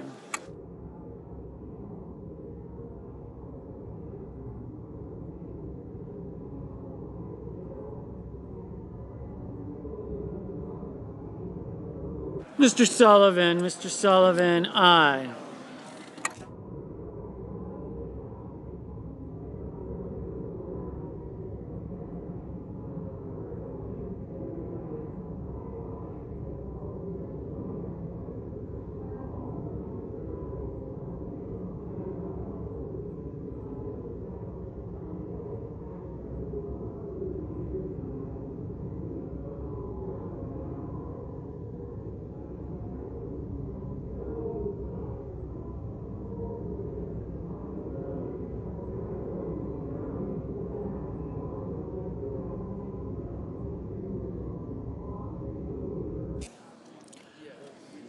Mr. Portman, aye.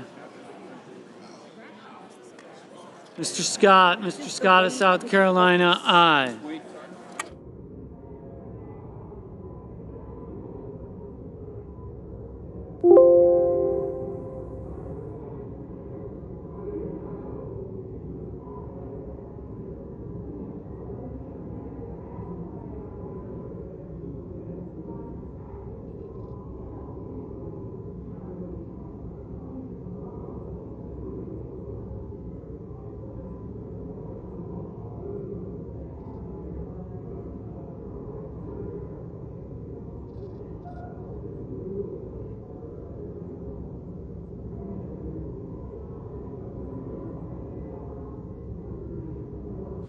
Mr.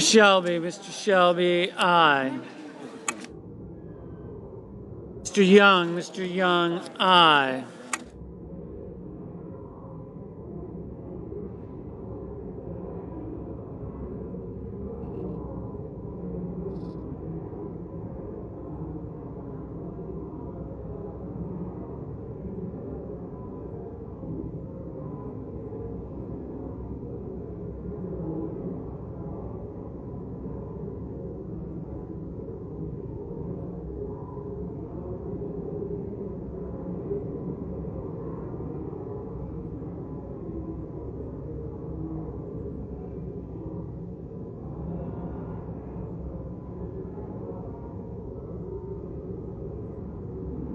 Mr. Padilla, aye.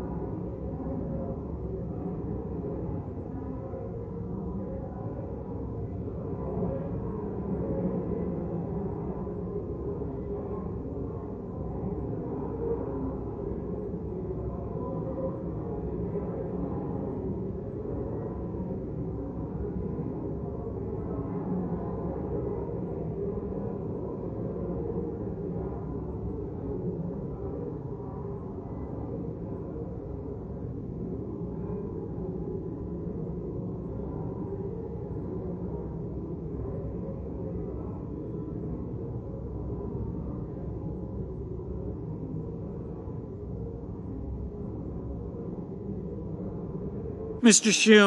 Schumer, aye. Mr. Hickenlooper, aye.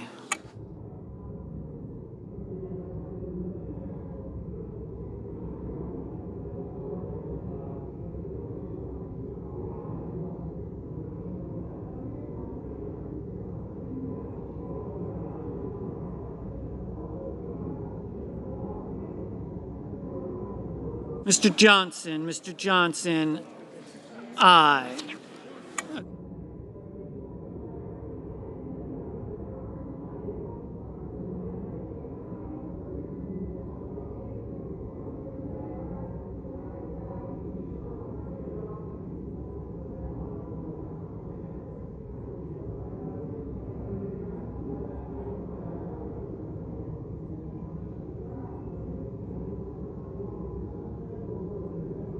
The yeas are 99, the nays are 0. The amendment is agreed to.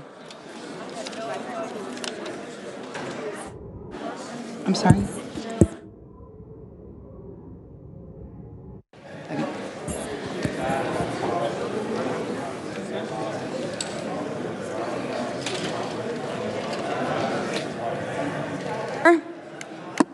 Madam President, the Senate is not in order. The Senate is not in order. The Senate will be in order.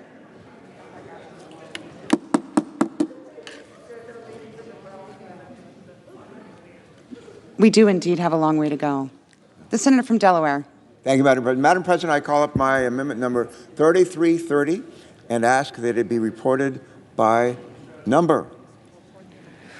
The clerk will report the amendment by number. The senator from Delaware, Mr. Carper, proposes an amendment number 3330. There are now 2 minutes of debate, equally divided. Madam President, the amendment that I've called up is clear, it is simple, and it is straightforward. It makes clear that we are going to address the climate crisis. We're going to do it through policies that do several things. One, create jobs. Two, create jobs here in the United States. The Senate will come to order. Members, take your conversations off the floor. The Senator from Delaware. Thank you, Madam President. Policies that will strengthen our economy, all while reducing the pollution that hurts our health and our environment. Madam President, we're in a code red situation. This is all hands on deck when it comes to the climate crisis. We don't have a moment to waste. We need to put politics aside and act now on climate change. The budget resolution should allow us to develop legislation that can respond to the urgent challenge of climate change. And I ask my colleagues to join me in supporting this amendment. I yield. President. The Senator from Wyoming. Madam President, I rise to oppose the Carper amendment. Let's be clear. We all want to address climate change, period. Now, this amendment does much more than that.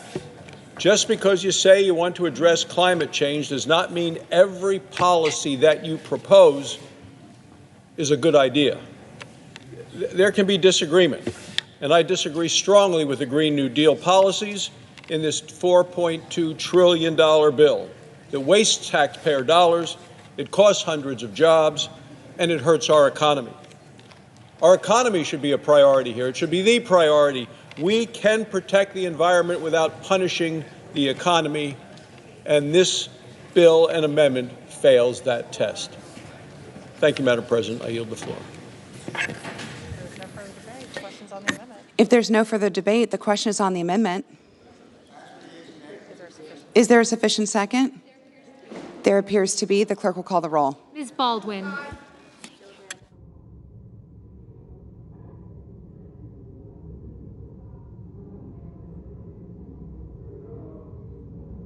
Mr. Barrasso.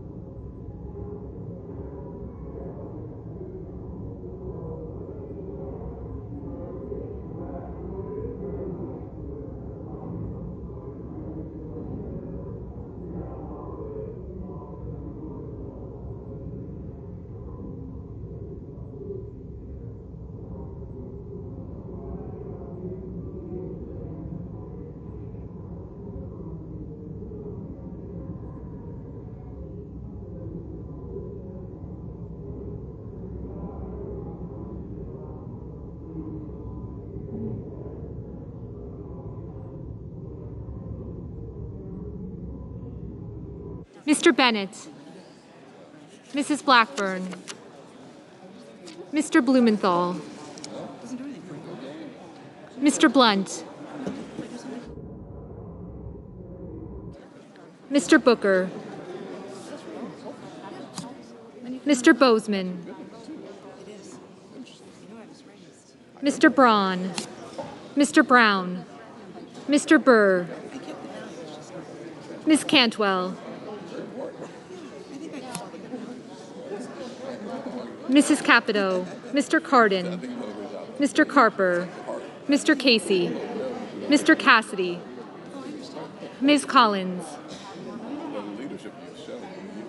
Mr. Coons, Mr. Cornyn, Ms. Cortez Masto, Mr. Cotton, Mr. Kramer, Mr. Crapo,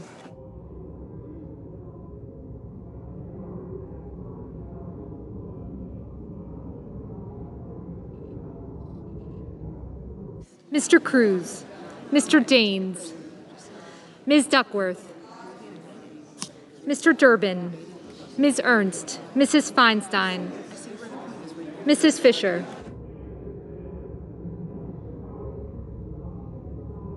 Mrs. Gillibrand, Mr. Graham, Mr. Grassley, Mr. Haggerty, Ms. Hassan, Mr. Hawley, Mr. Heinrich, Mr. Hickenlooper, Ms. Hirono, Mr. Hoven, Mrs. Hyde-Smith, Mr. Inhofe, Mr. Johnson,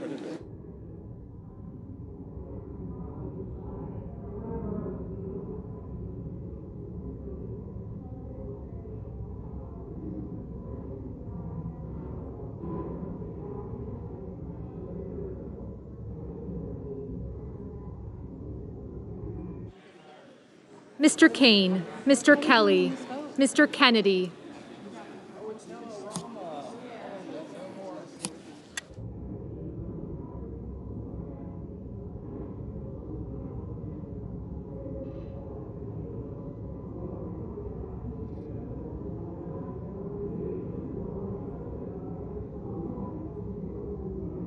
Mr. King, Ms. Klobuchar, Mr. Langford, Mr. Leahy, Mr. Lee, Mr. Lujan, Ms. Lummis, Mr. Manchin, Mr. Markey, Mr. Marshall, Mr. McConnell, Mr. Menendez, Mr. Merkley, Mr. Moran, Ms. Murkowski, Mr. Murphy, Mrs. Murray, Mr. Ossoff, Mr. Padilla, Mr. Paul, Mr. Peters, Mr. Portman, Mr. Reed, Mr. Risch, Mr. Romney,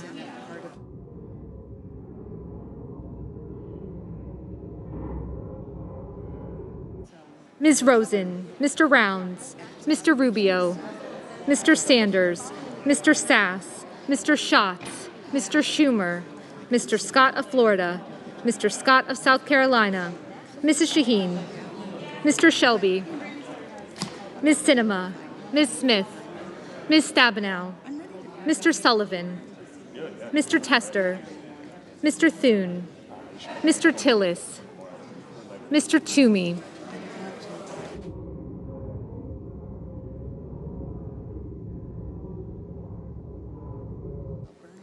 Mr. Tuberville, Mr. Van Hollen, Mr. Warner, Mr. Warnock, Ms. Warren, Mr. Whitehouse, Mr. Wicker, Mr. Wyden, Mr. Young,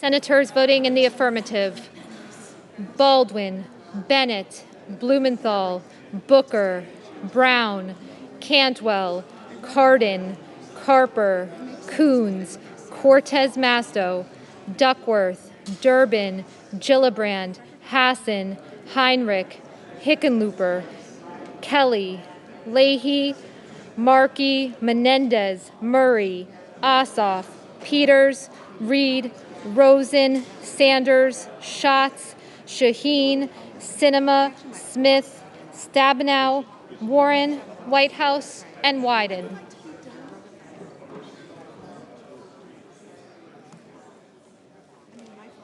Senators voting in the negative: Barrasso, Bozeman, Capito, Cassidy, Kramer, Crapo, Cruz, Daines, Ernst, Fisher, Graham, Grassley, Hawley, Inhofe, Johnson, Kennedy, Lee, Lummis, Marshall, Paul, Risch, Romney, Sass, Scott of Florida, Scott of South Carolina, Shelby, Sullivan, Tillis, and Tuberville. Mrs. Feinstein, aye.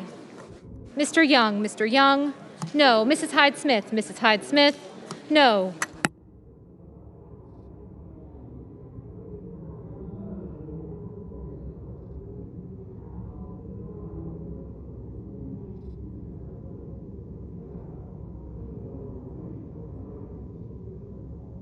Mr. Cornyn, no.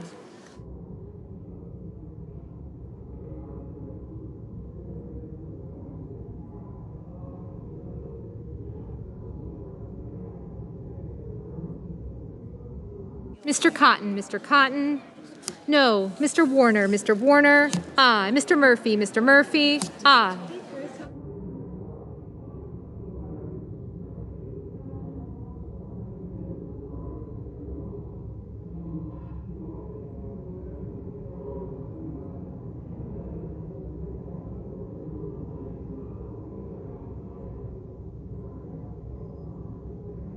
Mr.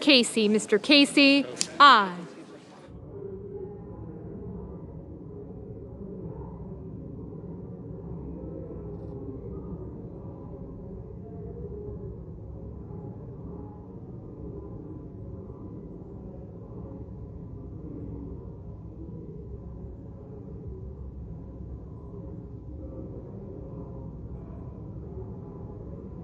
Mr. Toomey, no.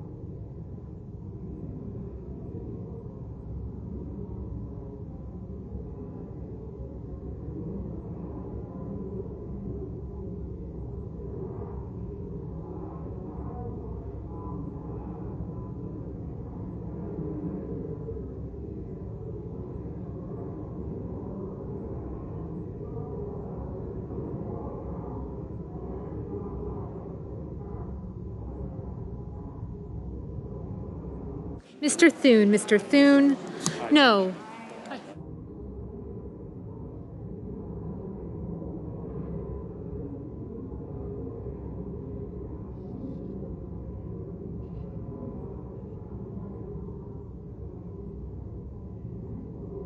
Mr. Langford, no.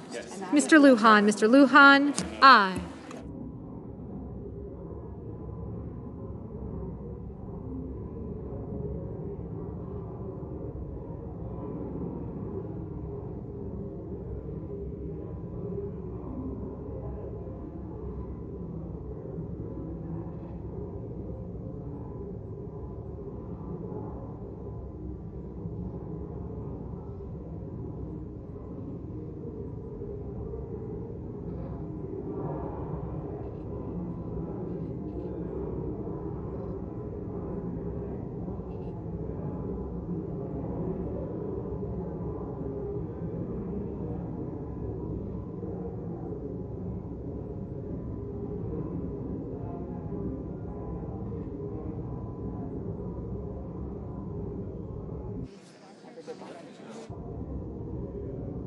Ms. Hirono, aye.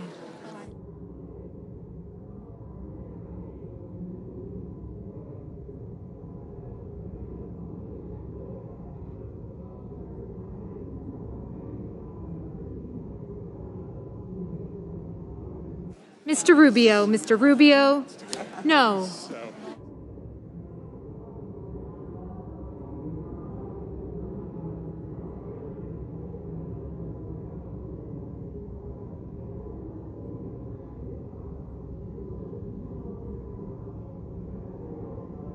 Mr. Blunt, Mr. Blunt, no.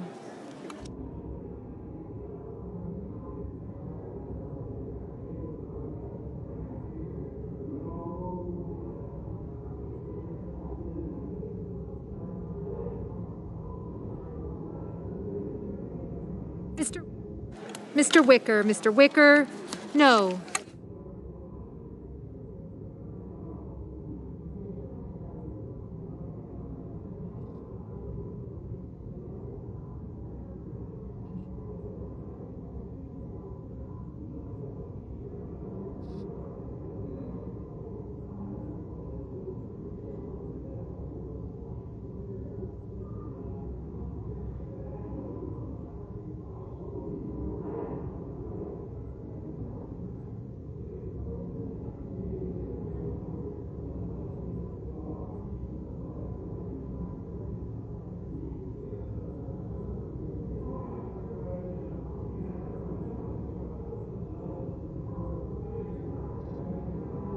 Mr. Burr, no. Well.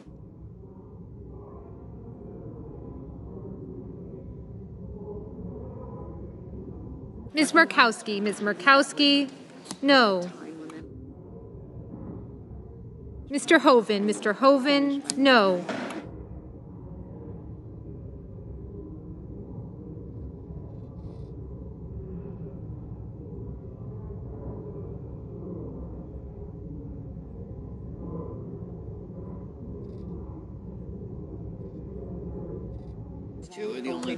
Mr. Van Hollen, aye.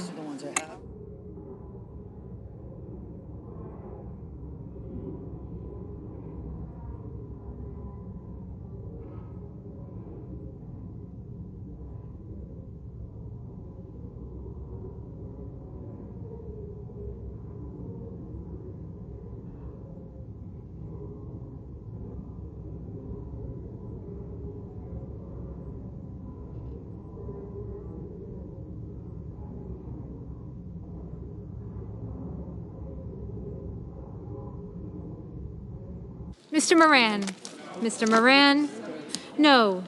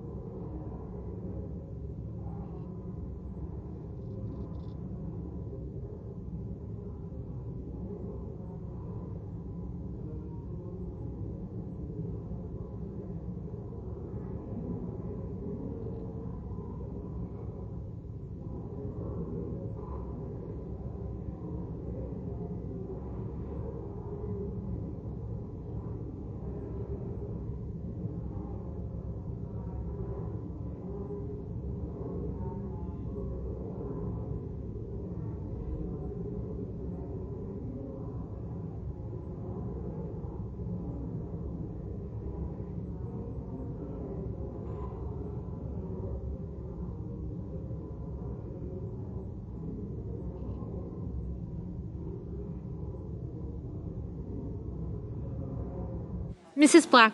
Blackburn, no.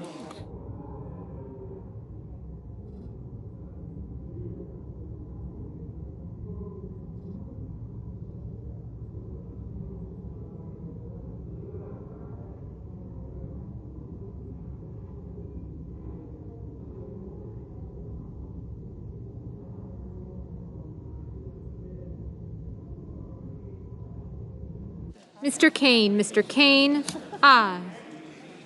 Mr. King, aye. Mr. Haggerty, no. Mr. Portman, no. Mr. Braun, no. Mr. Padilla, aye.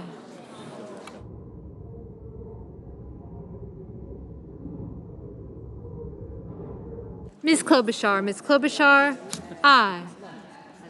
Mr. Tester, aye. Mr. Schumer, aye.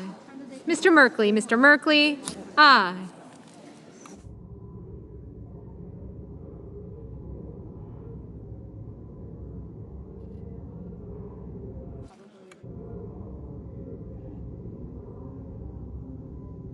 Mr. Manchin, aye.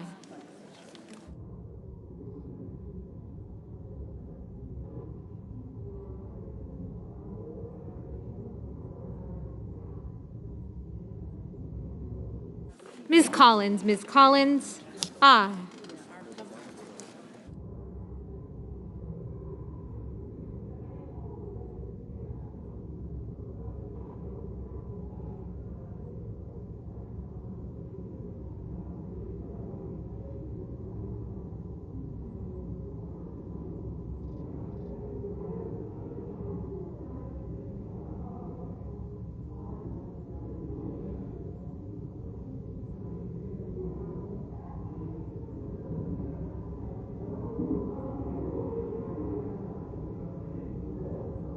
Mr. Warnock, aye.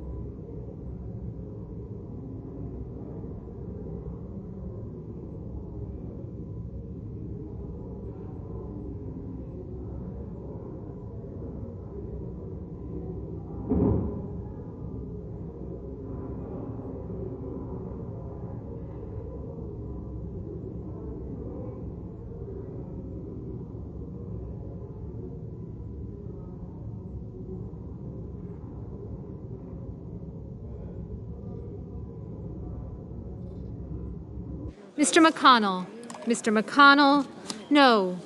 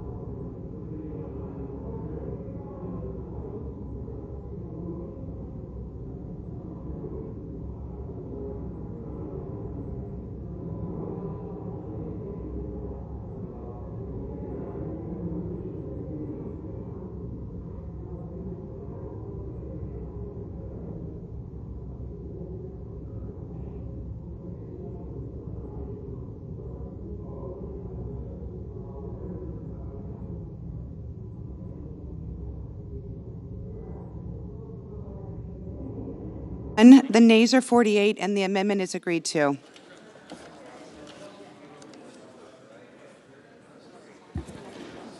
Madam President.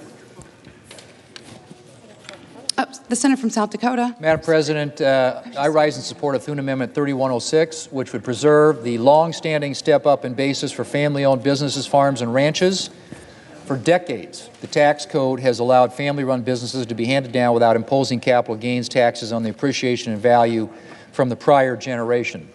Changing this would hit generationally owned enterprises hard, particularly in rural communities, and it could force families to sell off part of the farm or business just to pay the new tax.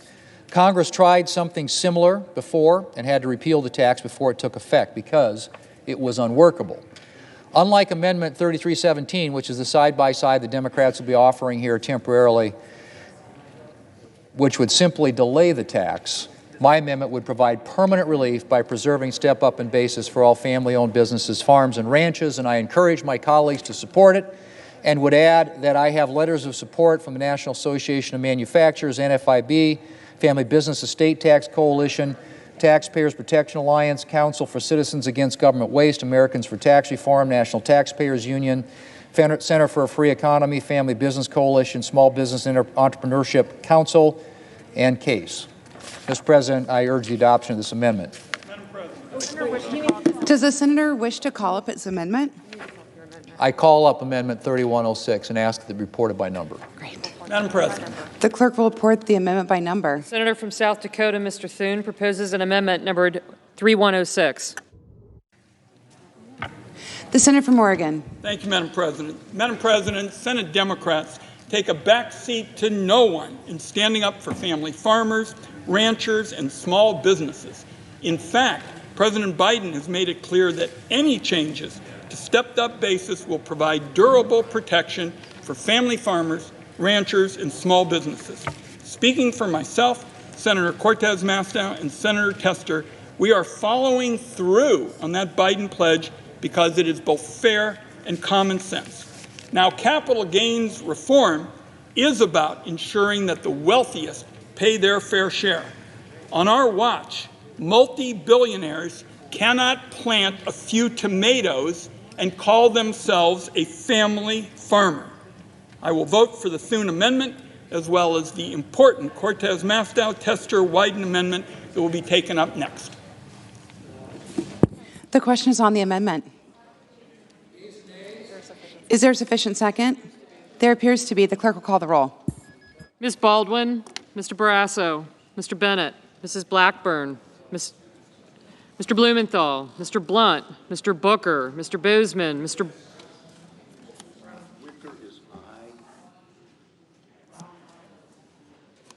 Mr. McConnell.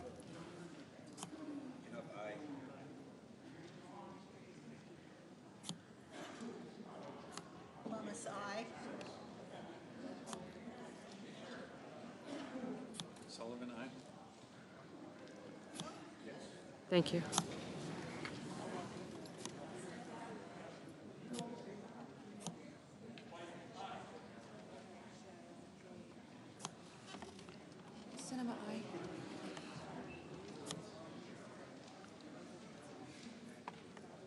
Mr. Burr, Ms. Cantwell,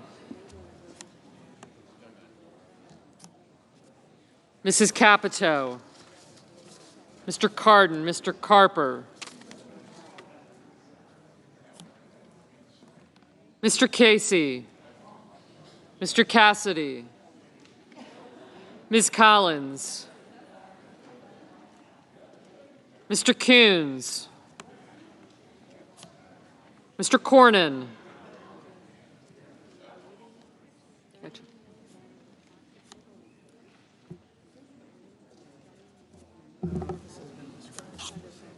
Mr. Cotton, Mr. Kramer, Mr. Crapo, Mr. Cruz, thank you. Mr. Daines, Ms. Duckworth, Mr. Durbin, I got you. Ms. Ernst, Mrs. Feinstein,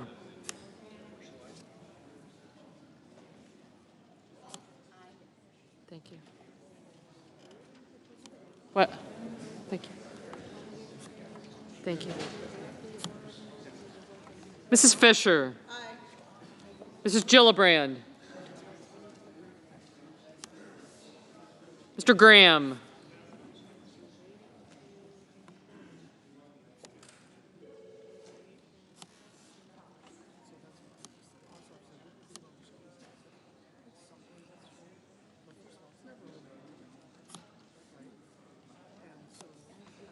Mr. Grassley. Mr. Haggerty. I did. Thank you. Yeah, you. Ms. Hassan, Mr. Hawley. Mr. Heinrich. Mr. Hickenlooper. Ms. Hirono, Mr. Hoven, Mrs. Hyde-Smith, Mr. Inhofe,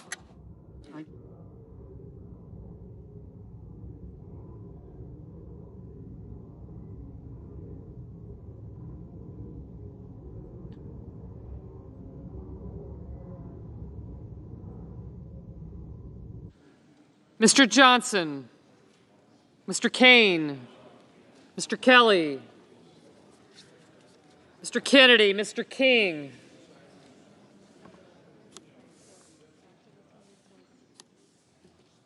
Ms. Klobuchar, Mr. Langford, Mr. Leahy, Mr. Lee, Mr. Lujan, Ms. Lummis, Mr. Manchin, Mr. Markey, Mr. Marshall, Mr. McConnell, Mr. Menendez. No? Okay. Thank you. Mr. Merkley,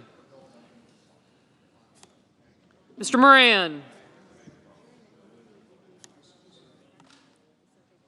Ms. Murkowski,